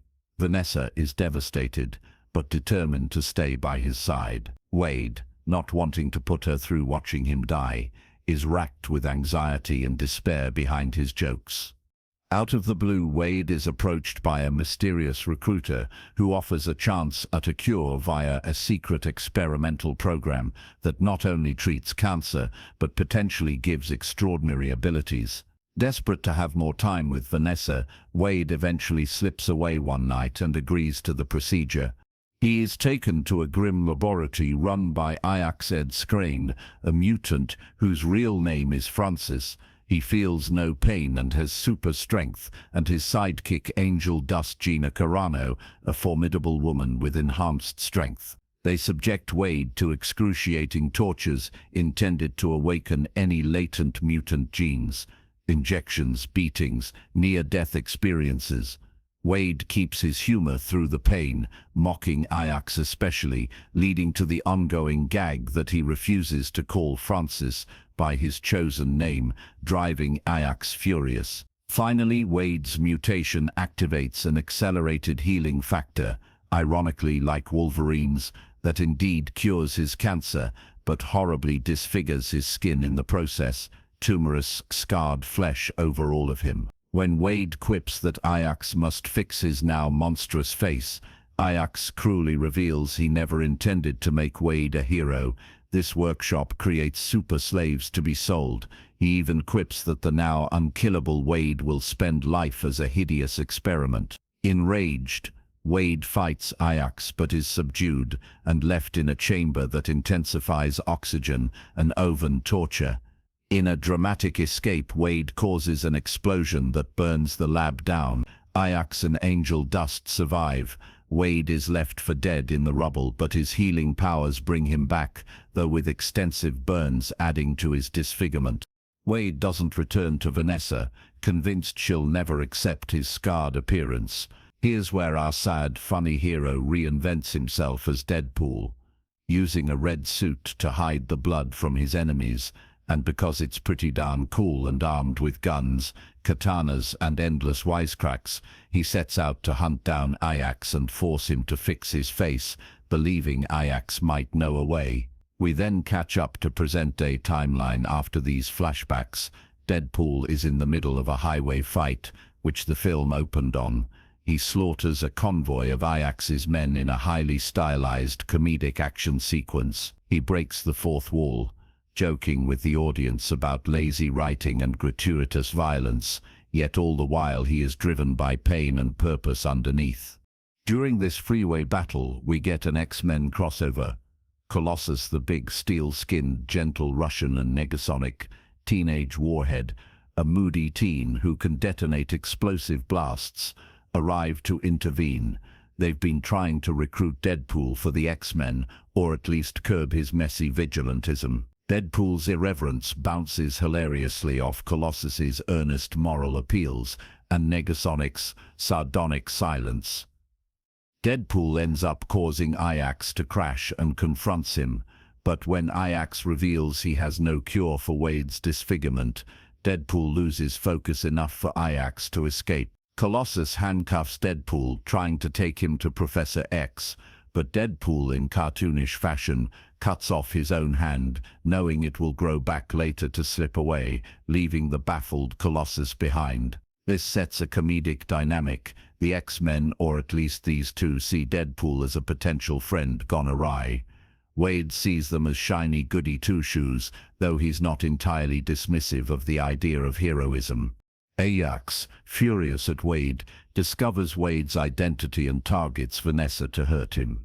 Wade, in his shame, had been stalking Vanessa from afar at their old bar but couldn't muster up to show himself. Now Deadpool must protect her. In the climax, Ajax kidnaps Vanessa, luring Deadpool to a decommissioned helicarrier junkyard, a nod to Marvel things. Deadpool enlists the reluctant help of Colossus and Negasonic. He actually asks for help, showing Wade's growth that he trusts these X-Men trainees and perhaps embraces being not so alone. They assault Ajax's base. Colossus fights Angel Dust in a heavyweight brawl with comedic beats, even a gentlemanly pause when Angel's breast pops out of her outfit. Colossus chivalrously averts eyes, and she, annoyed, sucker punches him. Negasonic uses her explosive power to take out enemy henchmen and inadvertently destabilize the carrier structure. Deadpool fights through goons with lethal efficiency yet humorous flair, using his last bullet carefully, etc. He rescues Vanessa from an oxygen chamber and apologizes profusely for leaving her. Vanessa, though shocked and hurt, still clearly loves Wade underneath and is brave even when tied up in the chaos. Finally, Deadpool has Ajax at his mercy. Colossus urges Deadpool to show mercy and be a true hero. 4 or 5 moments, that's all it takes to be a hero, he says in a heartfelt speech, encouraging Wade not to kill Ajax. For a moment it seems Wade might relent. Then he abruptly shoots Ajax in the head, because, as he says, Ajax was never going to change and had hurt too many, and simply because Wade promised to kill him. Colossus vomits in dismay, chiding Wade, who just shrugs. Deadpool will be Deadpool. However, Vanessa is safe, and Wade awkwardly finally reveals himself to her, removing his mask. Underneath, he's wearing a cut-out Hugh Jackman face, taped on as a joke to lighten the moment. Then he reveals his real scarred face, looking away, afraid of rejection. Vanessa gently turns his face back and says, "After a face like this, you think I'd walk away?" She touches him, sees beyond the scars to the man she loves.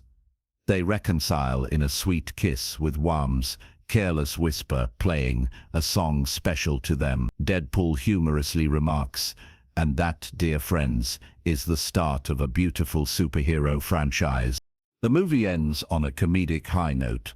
Deadpool gets the girl, is accepted despite his looks, and even has a sort of family with these X-Men acquaintances. In a post-credits stinger, Deadpool pops out in a robe, Ferris Bueller style, to tell the audience, "Go home, oh but, by the way, Cable will be in the next one." It's silly and meta, true to Deadpool's style. Though irreverent and filled with outrageous comedy, Deadpool's story carries a heart. Wade's love for Vanessa and how it humanizes him. As we finish this chapter, we reflect that even the crudest, strangest mutants are capable of growth, heroism in their own offbeat way, and true love. And as Wade would want, we do it with a smile on our face, humming a careless whisper into our dreams. Thus, Deadpool's first saga ends, leaving us amused, touched, and oddly comforted that in the expansive X-Men world, there's room for a love story as raunchy and romantic as Wade and Vanessa's, a bedtime story with a dash of chimichanga spice. The curtain opens again on Wade Wilson's life, and by now we think we know what to expect. Quips, ultra-violence delivered comically, and surprising emotional depth. Deadpool 2 indeed delivers all of that, starting with a sudden tragedy that sets our anti-hero on a new journey, one that oddly parallels themes the X-Men cherish, like family and selflessness, albeit told in Deadpool's distinctive style. We catch up with Deadpool sometime after the first film. He's been making a living and enemies as a freelance global mercenary, killing dangerous criminals with gleeful creativity. The opening sequence shows Wade dispatching a room of mobsters in Hong Kong to the tune of Dolly Parton's 9 to 5, slicing and shooting with balletic gore, all underlaid by his irreverent voiceover reflecting on the nature of sequels and life choices. It's absurdly entertaining. But returning home late to Vanessa, Wade's beloved fiancée, yes, he's decided to start a family with her. He even bought a skee-ball token to give as a present. A sweet callback to their early dates. Tragedy strikes. As they cuddle and talk about having a baby, an enemy Wade failed to kill bursts in and shoots at Wade. In a heart-wrenching twist of fate, Vanessa is killed in Wade's arms, her last words encouraging him and her eyes full of love.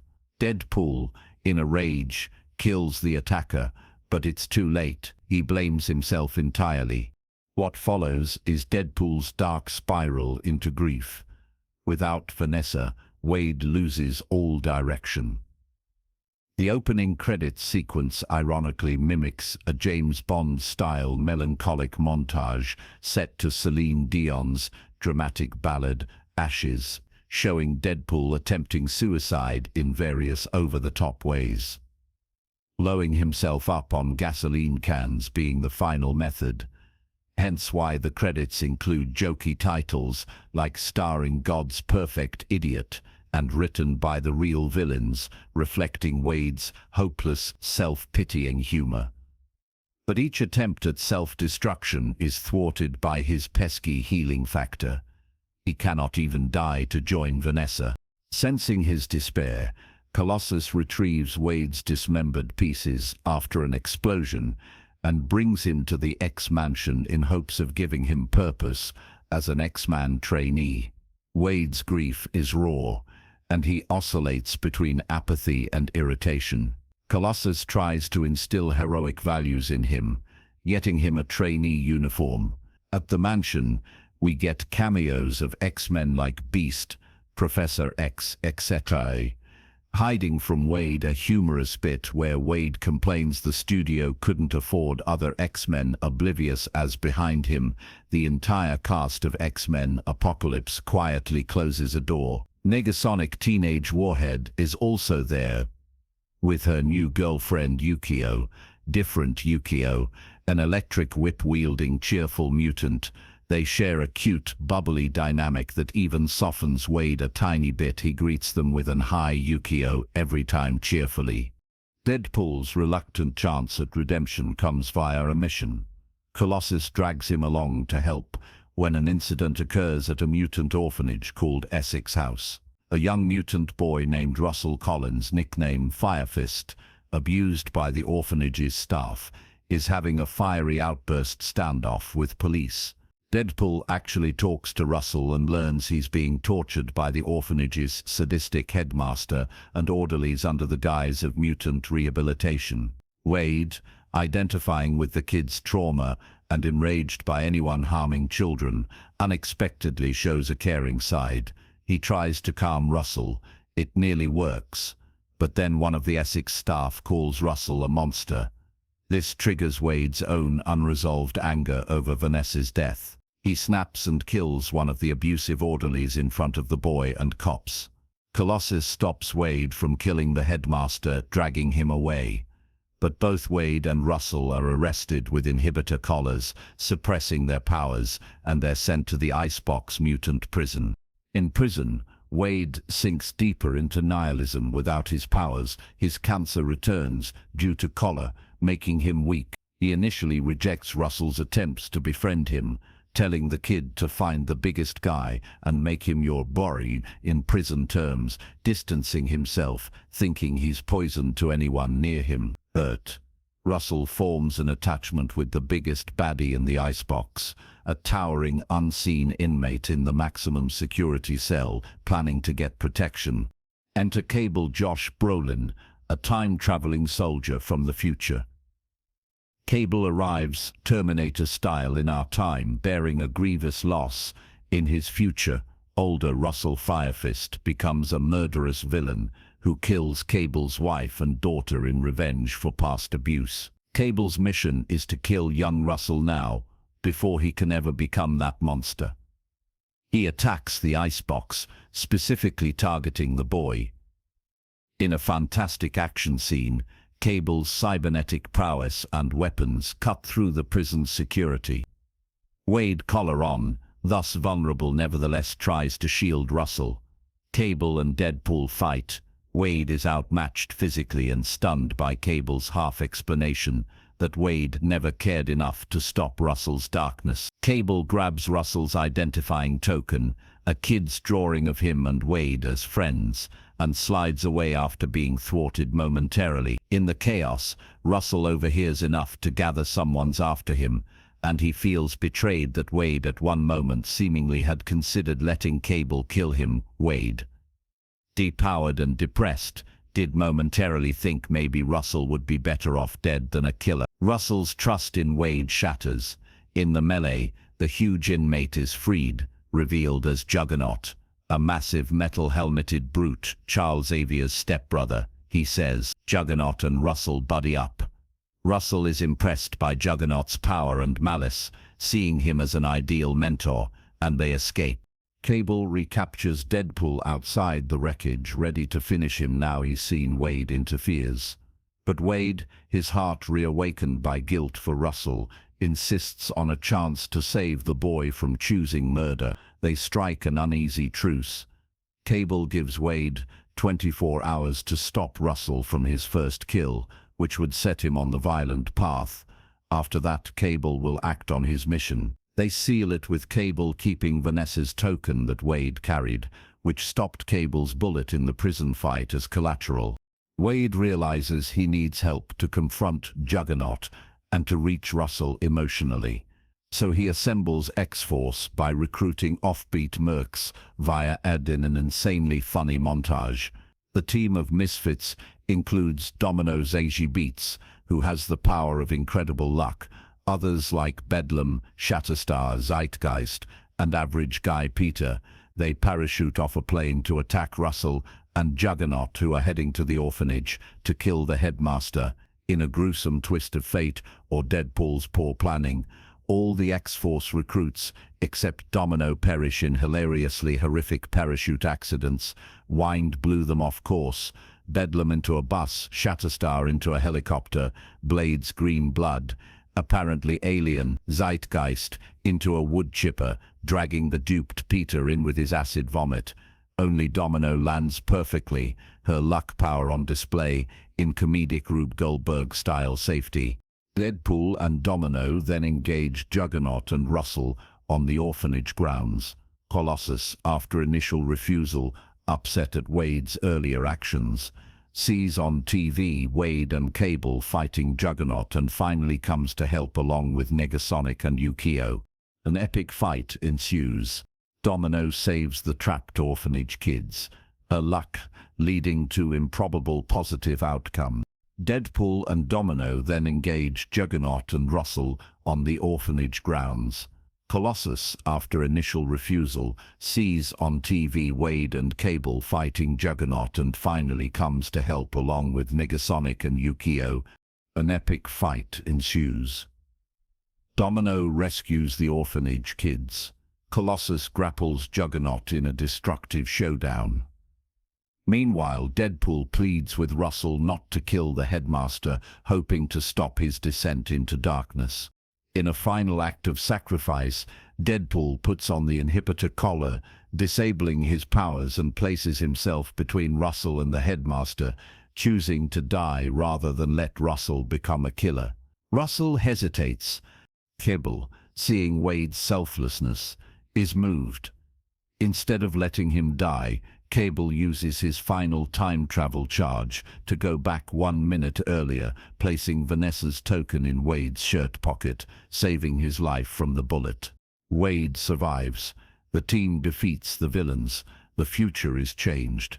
In a heartfelt ending, Deadpool earns a new family, Cable stays, Russell is saved, and Domino becomes a close ally. The post-credits scenes are hilariously meta. Deadpool fixes the timeline using Cable's device. He saves Vanessa, rescues X-Force members, and even kills the awful X-Men Origins Deadpool version of himself. He also shoots Ryan Reynolds before signing on to Green Lantern, cheekily erasing that cinematic misstep. The New Mutants. In a quiet wood on a reservation, a young Cheyenne girl named Danielle "Danny" Moonstar lives a simple, happy life, until one night everything changes. A destructive force, seemingly a giant spectral bear, ravages her home amid howling winds and chaos. Danny's father rushes her out of their house and hides her by a tree, telling her in a trembling voice to stay hidden. He darts back to help others, but moments later Danny hears his agonized cry. Terrified and alone, Danny runs and suddenly blacks out as the world around her roars apart. She awakens in an unfamiliar hospital bed, scared and restrained. Dr. Cecilia Reyes, with a gentle bedside manner, greets her. Dr. Reyes explains that Danny is the sole survivor of a tragedy. An accident destroyed her whole reservation. Danny survived because, as Dr. Reyes calmly suggests, she's mutant. Reyes runs a special facility for young mutants who cannot control their powers yet, a place meant to keep them safe. It's an old stone mansion turned hospital, mostly empty and eerily quiet. Danny meets 4 other teenage patients. Rana Sinclair, a soft-spoken Scottish girl with warm eyes. Rana can transform into a wolf. She's a wolfsbane and was cruelly branded by her religious upbringing as sinful for it. She's shy, devout and kind, carrying scars of shame, both emotional and literal, a W-shaped brand on her neck. Ilyana Rasputin, a sharp-edged Russian teenager with icy confidence. She puts up a tough front and can create glowing teleportation discs. She hints at a traumatic childhood of abuse at the hands of men she calls the Smiling Men. Ilyana carries a tiny puppet dragon named Lockheed as a comfort and sometimes talks to it as if it's alive. Beneath her mean girl exterior is deep pain. Sam Guthrie, a tall, polite Kentucky boy. He nervously fidgets with a piece of coal. Sam can rocket through the air. Cannonball, but he once lost control in a coal mine, causing an accident that killed his father. Guilt weighs heavily on his gentle soul. Roberto da Costa, a handsome Brazilian teen from a wealthy family. He seems confident, even flirty, but is guarded. Roberto can engulf himself in solar fire, sunspot, but he's terrified of his power after accidentally harming someone he loved. This odd little band of 5 live in the facility, cut off from the world by a perimeter force field. Dr. Reyes insists it's for their own good until they learn control, and that graduates eventually move on to join the X-Men or live safe lives. No one has seen any graduates, but they cling to that hope. In the following days, Danny bonds with these fellow patients. The environment is initially tense. Ilyana teases Danny, cruelly calling her Pocahontas, testing the newcomer, but Danny's sincerity and warmth gradually earn respect. They share stories in group therapy and during chores. By a smiling campfire they build in the courtyard one evening, they dare to have a little fun. Roberto jokes about how they might be dangerous. X-Men in training, Sam shyly reveals he's never felt so accepted, and Rene and Danny exchange friendly glances that bloom into a quiet closeness. For Danny, who lost everything, this strange place starts to feel a bit like a new family. Yet not all is well beneath the surface. Each of them is haunted by vivid hallucinations or nightmares that feel all too real. Rene hears taunting whispers of the Reverend, who branded her a witch. One night she sees him stalking the halls, and she wakes with the old scar burning anew. Sam hears the phantoms of miners pounding and his father's voice crying out in the darkness of a laundry room. He's found shaking coal dust on his hands. Roberto sees the charred apparition of his girlfriend in the swimming pool, blaming him for her death. He's terrified to go near intimacy or his own heat. Ileana, the toughest of them, is terrified by visions of faceless, grinning men in the shadows, the smiling men from her childhood abuse. In one chilling episode, Danny follows a sobbing Ileana, only to encounter one of these nightmare creatures herself, slithering in the dark corridors. Danny hasn't experienced such horrors yet, but she feels something ominous stirring. She grows closer to Rene, who tenderly shows her how she prays for strength and even shares a secret spot in the attic, where the sun shines through stained glass. In this gentle moment, Rene and Danny comfort each other, and an innocent, loving connection sparks. They hold hands, foreheads touching, giving each other courage against the unknown. Dr. Reyes monitors them constantly, taking notes. She attributes these visions to manifestations of their subconscious powers. She knows something she isn't telling, Danny's own mutant ability. Unbeknownst to her is psychic projection, bringing people's greatest fears or desires to life. And Reyes, under secret orders from her superiors, the Essex Corporation, hinted by her branded files, grows concerned that Danny could be too dangerous to let live if her powers fully emerge. We see Reyes in videos receiving cold instructions to assess and terminate if necessary. As trust builds among the teens, they start questioning the facility's true purpose. There are no teachers except Reyes. No classes, no visits to the supposed X-Men school promised. They suspect they're more like prisoners than students. When rebellious Ileana urges they test the force field, Roberto balks, preferring comfort, but Danny and Rene secretly attempt an escape one night, only to find the glowing force field repel them. Danny also discovers a graveyard of fledgling plants and trinkets beyond the fence, as if other kids were here and never left. Tensions climax when Reyes, having concluded that Danny is the source of the manifestations, the others' fears intensifying whenever Danny is distraught, decides Danny must be sedated permanently. She reveals a chilling truth to Danny under the pretense of a one-on-one session. The accident that destroyed her reservation was likely her own powers manifesting the demon bear from her nightmares. Danny is crushed by guilt and disbelief. That evening, a ferocious storm envelops the facility. The demon bear, a colossal, shadowy bear, eyes glowing, descends upon the hospital, smashing through walls. Dr. Reyes panics. She locks down the kids and prepares a lethal injection for Danny, believing if Danny dies, the demon bear will vanish, and her corporate taskmasters Essex will be pleased. As thunder shakes the building, Reyes straps Danny to a gurney in the lab, Danny too depressed and drugged to fight back. But Rony in wolf form hears Danny's distress and alerts the others. The four youths confront Reyes just in time. In a dramatic struggle, Reyes uses her force field powers as a shield and weapon, trapping and cutting Sam off. Flinging Roberto aside, she nearly succeeds in stopping Danny's heart. injecting a serum that causes Danny to flatline. But seeing their friend lifeless galvanizes the group. Roni pounces in half-wolf form, scratching furiously at Reyes. Sam blasts through with newfound control, shattering Reyes's force field for a moment. Roberto finally unleashes his solar flame, searing Reyes. Surprised and overwhelmed by the combined onslaught, Dr. Reyes is badly injured. Just then the demon bear bursts through the ceiling, devouring Reyes in one swift, terrifying bite. Her own fear realized in her final moments.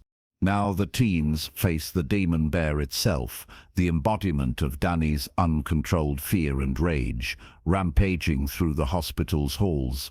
Though terrified, they stand together, this time to save Danny and themselves. Illyana, overcoming the terror of her childhood phantoms, summons her mystical armor and a gleaming soul sword. With a battle cry, she leaps through one of her magic portals straight onto the demon bear's back, slashing it with ethereal energy. Rainey, fully wolfs out, darts in to nip and divert the bear's attention whenever it lunges at another. Sam flies like a cannonball, striking the bear's smoky form to stagger it. Roberto, engulfed in fiery corona, uses his heat against the creature's darkness. But the demon bear is immense and fueled by Danny's endless grief. Blows only slow it, not stop it. In the commotion, Danny, clinically dead a moment before, finds herself in a limbo-like psychic realm where she hears her father's gentle voice. "You are bigger than your fear. You made this bear, Danny La. You can unmake it." With Rani whimpering and calling her name faintly in the real world, Danny's spirit refuses to die. She revives, weak but determined. Danny walks out into the wrecked chapel, where her friends are making a desperate last stand. The demon bear about to crush an exhausted Illyana. Danny summons every ounce of courage left. She steps directly before the giant raging bear. Softly, she speaks to it, recognizing it as the manifestation of all the pain she bottled up. The demon bear snarls mightily, but does not strike. The other mutants hold their breath. Danny reaches out a trembling hand and strokes the muzzle of the dark spectral bear that towers over her, its breath hot and foul. With tears, she whispers, "It's okay. You've kept me safe, but I don't need you now. Be calm. Be gone." Miraculously, the bear's growls diminish to whines. It nuzzles Danny's hand like a tamed beast.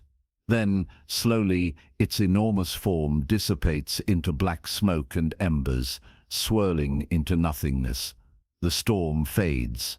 Morning light begins to peek through the broken roof. It's over. Danny collapses to her knees, Rani immediately rushing to embrace her, covering her with a blanket. One by one, the others gather around Danny in a group hug, relief and amazement on their faces. They have defeated not a typical villain, but Danny's darkest fear together. As the sun rises, the 5 youngsters emerge from the ruined hospital. The force field dome is gone now that Reyes is dead. The world outside is green, quiet, and beckoning. There's a serene moment as they stand beyond the gates, free, but with no home to return to. They decide, as a group, to stick together. They are each other's family now. Illyana cracks a small smile and takes Roberto's hand. Sam pats Rani on the back as she supports Danny. They don't know what comes next. Perhaps seeking out the fabled X-Men, or simply finding a safe haven on their own, but they have hope. As they walk down the winding road away from the only place they had left, which turned out to be a cage, Danny thinks she sees a spectral bear figure walking alongside them in the forest's edge. But she isn't afraid.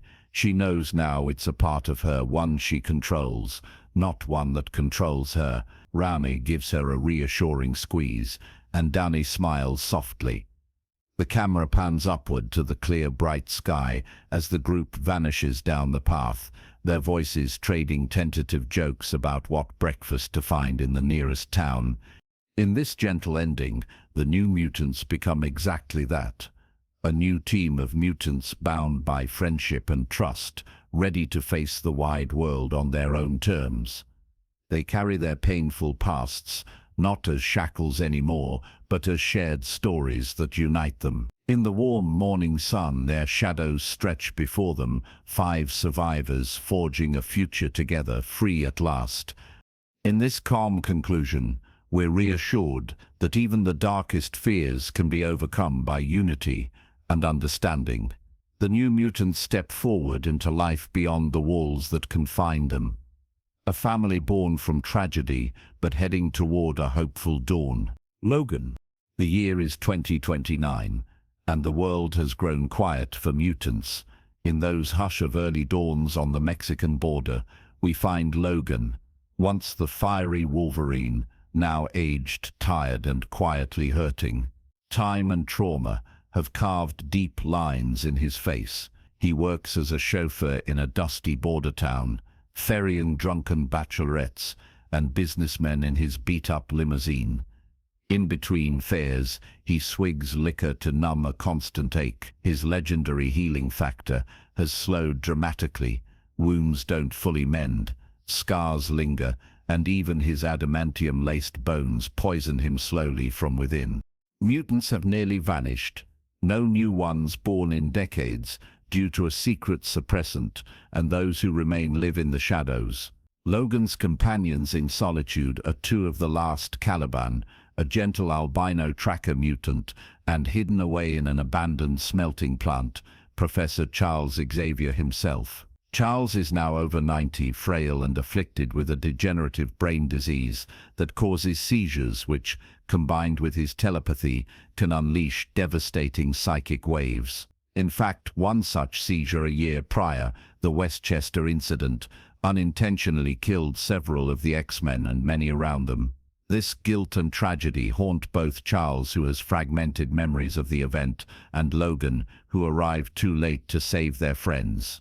Now Logan keeps Charles hidden and medicated to protect the world from these seizures and to protect Charles from the world.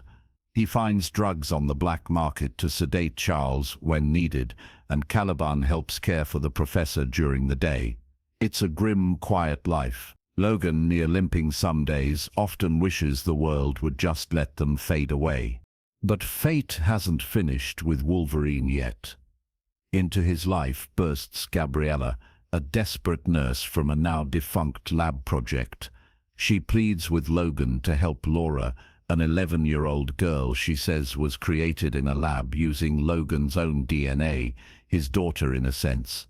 Gabriella and other nurses smuggled some children out when the Transigene Corporation decided to terminate their mutant experiment.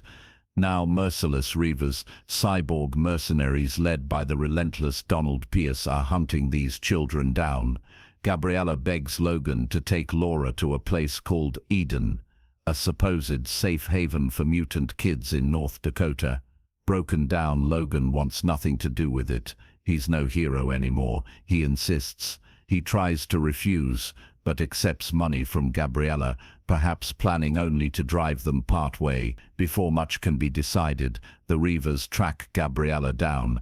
Logan finds her murdered in her motel room, which reignites a faint sense of duty in him. Logan returns to his hideout, only to discover Laura has stowed away near Xavier.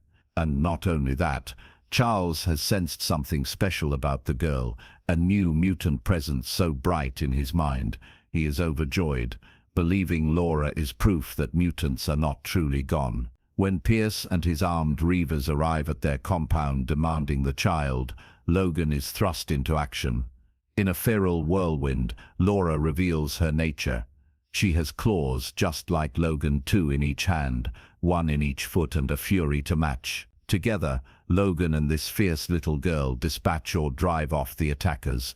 Logan shooting with expert aim, Laura leaping and slicing with astonishing agility. Even Xavier uses a brief mental stun to aid them, realizing they must flee. Logan loads a shaken Charles and a still silent, glaring Laura into the limo and peels off. Thus begins a most unlikely road trip north. The trio travel dusty highways, lying low by day and driving by night. At first, it's tense. Laura doesn't speak. She only eyes Logan with suspicion and perhaps hope. Logan, gruff and awkward, calls her a brat under his breath and contemplates leaving her with friendly strangers at the earliest chance. But Professor X gently pushes Logan. This is the boat, the Sunseeker, you wanted for us. People you love. He hints that Laura is family. Logan scoffs, yet gradually, along the miles, Laura's tough shell and Logan's defenses crack. They stop at a highway convenience store. Laura, never experiencing normal life, is entranced by a carousel horse and the array of junk food. She wordlessly tries to take a snack without paying, prompting Logan to grumble and actually parent. He scolds her, then ends up stealing a few supplies himself. Some shades of humor as we see who's the worse influence. In the car, Laura suddenly speaks her first word, exploding angrily in Spanish at Logan for yanking her away from the store. Logan is stunned. A barrage of Spanish follows. Thanks to Gabriella's upbringing, Laura is fluent. Charles laughs warmly. Communication at last. It dawns on Logan that Laura is not mute at all. She just chose silence as a shield. The Reavers, along with the monstrous X-24, an engineered adult Logan clone devoid of conscience, continue pursuing them. Logan, Charles, and Laura find a brief refuge with a kind farming family, the Munsons, whom they help on the roadside after a highway incident with runaway horses. At dinner, for the first time in ages, Logan and Charles sit at a family table with gentle people who treat them like normal guests. Over corn and stew, Charles and Logan almost feel like father and son again, and Laura like a child at a normal family meal. Charles beams with pride as Laura politely thanks their hosts. Logan seems quietly moved watching Laura respond to a motherly touch, reminding him of possibilities long denied him. That night, this fragile peace shatters. The Reavers and X-24 descend on the farm. X-24, who looks like a younger feral Logan with black emptiness in his eyes, ambushes Charles in his bedroom, tragically ending the life of the man who had been like Logan's father. Logan rushes in to find Xavier mortally wounded. In his final moments, Charles realizes Logan is with him and weakly gasps that it wasn't your fault, perhaps thinking of the Westchester incident, but also urging Logan to not blame himself for what comes. Logan can only cradle Charles as he dies, tears quietly slipping down his cheeks. It's a moment of profound sorrow, the end of an era, as the world's greatest mind goes still in the arms of his greatest student. X-24 then lunges for Laura, and a vicious fight erupts between Logan and his dark mirror. They tear into each other with animalistic fury. The Munson family is drawn into the crossfire. The kindly father manages to impale X-24 with his truck and shotgun him, giving Logan and Laura a chance to escape, but the Munsons themselves are tragically killed in the melee. Logan is gravely injured by X-24 during the struggle, barely escaping only because Dr. Rice, head of Transigen, accompanying the Reavers, calls X-24 off once Caliban, who had been captured and forced to track them, sacrifices himself with a grenade. Logan and Laura flee as the sun rises, with Logan's wounds healing slower than ever before. After burying Xavier beside a quiet lake, Logan trembles with grief. Unable to speak a proper eulogy, Laura tenderly takes his hand, wordlessly sharing his pain. Logan falls into a depression deeper than ever. Only Laura keeps him moving now, insisting they continue toward Eden to fulfill Xavier's last wish. When they finally near Eden, high in the North Dakota woods, Logan collapses from his injuries and fatigue. For days he's pushed his failing body beyond limits. Laura, panic in her eyes, manages to half carry him the rest of the way. At Eden, a hidden encampment. Richter and a group of mutant children, the ones smuggled out with Laura, bring Logan inside and nurse him with such care. Laura stays right by Logan's side, concern etched on her usually stern face. In his feverish sleep he experiences a dream, perhaps a warm memory of a long-ago day at Xavier's school, or a vision of Jean Grey's gentle smile telling him to open his heart one more time. He wakes to Laura quietly braiding his hair to keep it out of his eyes. Their bond, though mostly unspoken, is fully formed now. She is the daughter he never dared dream of, and he the father figure she never had. Logan recovers enough to learn the children plan to journey across the Canadian border the next day to safety. But the Reavers and Dr. Rice have tracked them. They launch one final attack to snuff out these last mutants. Sensing the danger, Logan injects himself with a special serum that Richter saved, a temporary boost that heals and strengthens him fully for a short burst. It's effectively the last berserker rage of Wolverine. With renewed vigor and a classic snarl, Logan charges through the forest, tearing into Reaver soldiers to protect the fleeing children. By his side, Laura fights with fluid brutality, her small form leaping onto armed men twice her size, her claws flashing. In a poignant tag-team moment, Logan and Laura fight back-to-back, feral and graceful, protecting the young ones as a fierce father-daughter duo. Finally, Logan faces X-24 once more in the woods. The serum begins to wear off. His wounds reopen, his strength ebbing, but he doesn't back down. X-24 is about to deal a death blow when Laura intercedes, firing the adamantium bullet Logan had kept, the one meant for himself, as an escape plan straight into X-24's head, killing the clone. The threat ends, but not without cost.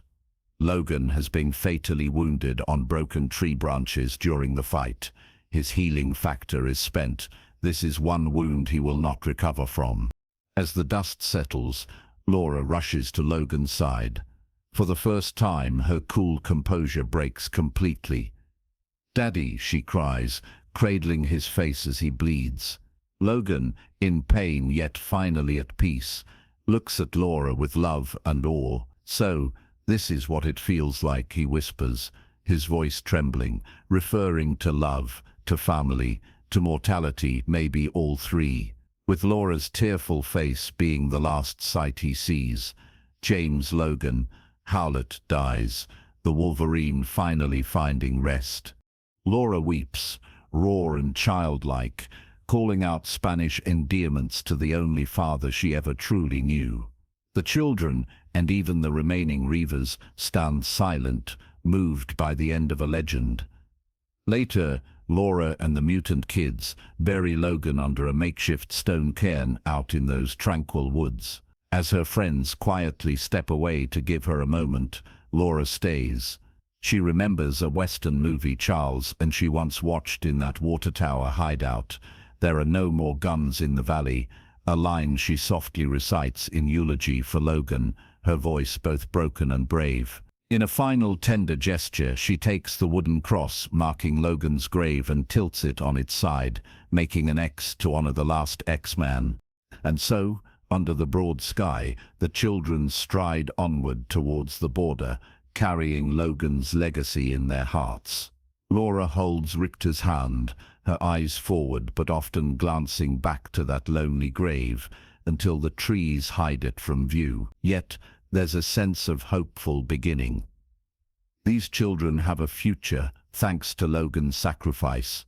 As they vanish into the green of Canada, the camera lingers on that simple X made of 2 logs. In the gentle breeze, we might almost imagine we hear Logan's gruff laughter one last time, or see, in the sun filtering through the pines, the silhouette of a Wolverine watching over his daughter.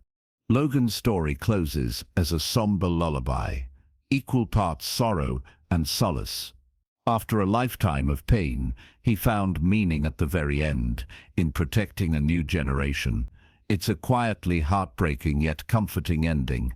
The warrior finally rests, knowing the ones he saved will live on, and that the Wolverine's fierce love will always guide Laura, just as a parent's love guides a child into the future. Deadpool and Wolverine.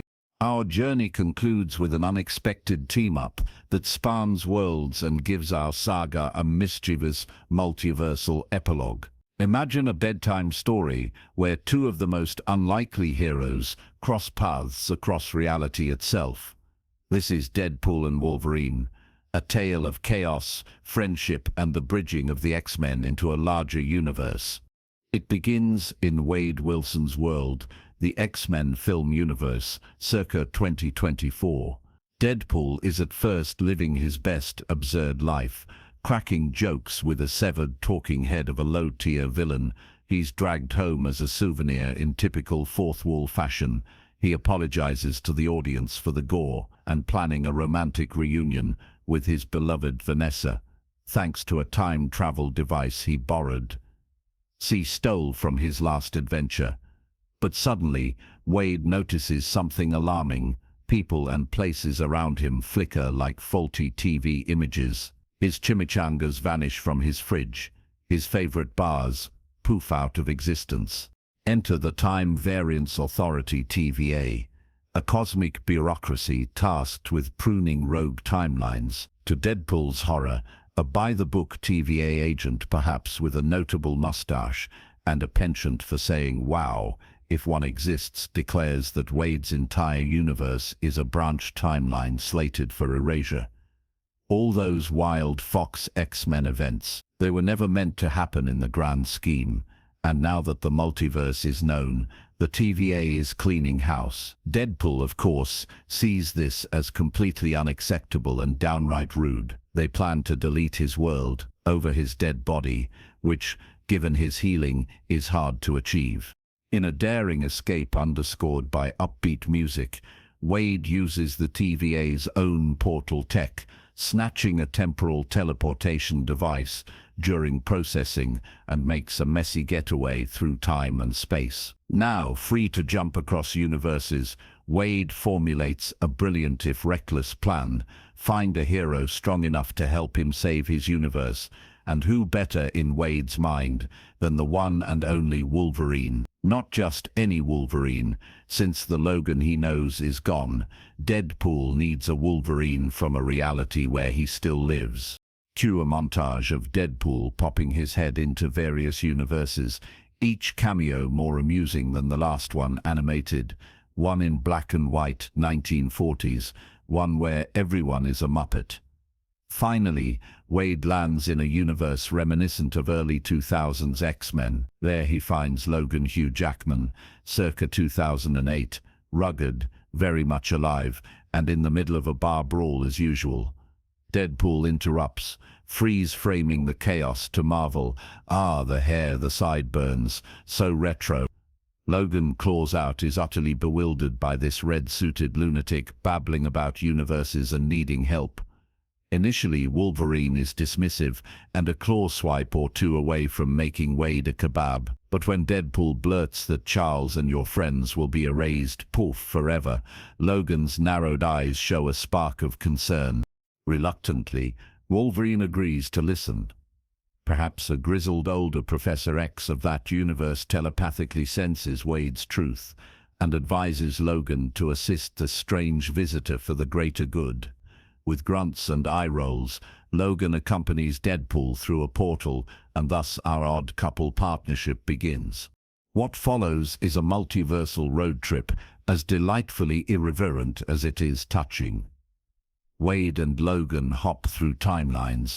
In one universe, they walk through a version of New York where costumed Avengers battle aliens. "This is above my pay grade," Logan mutters, lighting a cigar as Deadpool waves enthusiastically at a confused Spider-Man before leaping again. In another, they find a world where mutants rule and Magneto is president. Logan has to convince Wade not to linger for a Magneto versus Deadpool selfie. All the while, the TVA is in hot pursuit, dispatching Minutemen, armed agents, and even a formidable enforcer, a deep-voiced judge who wants these anomalies pruned.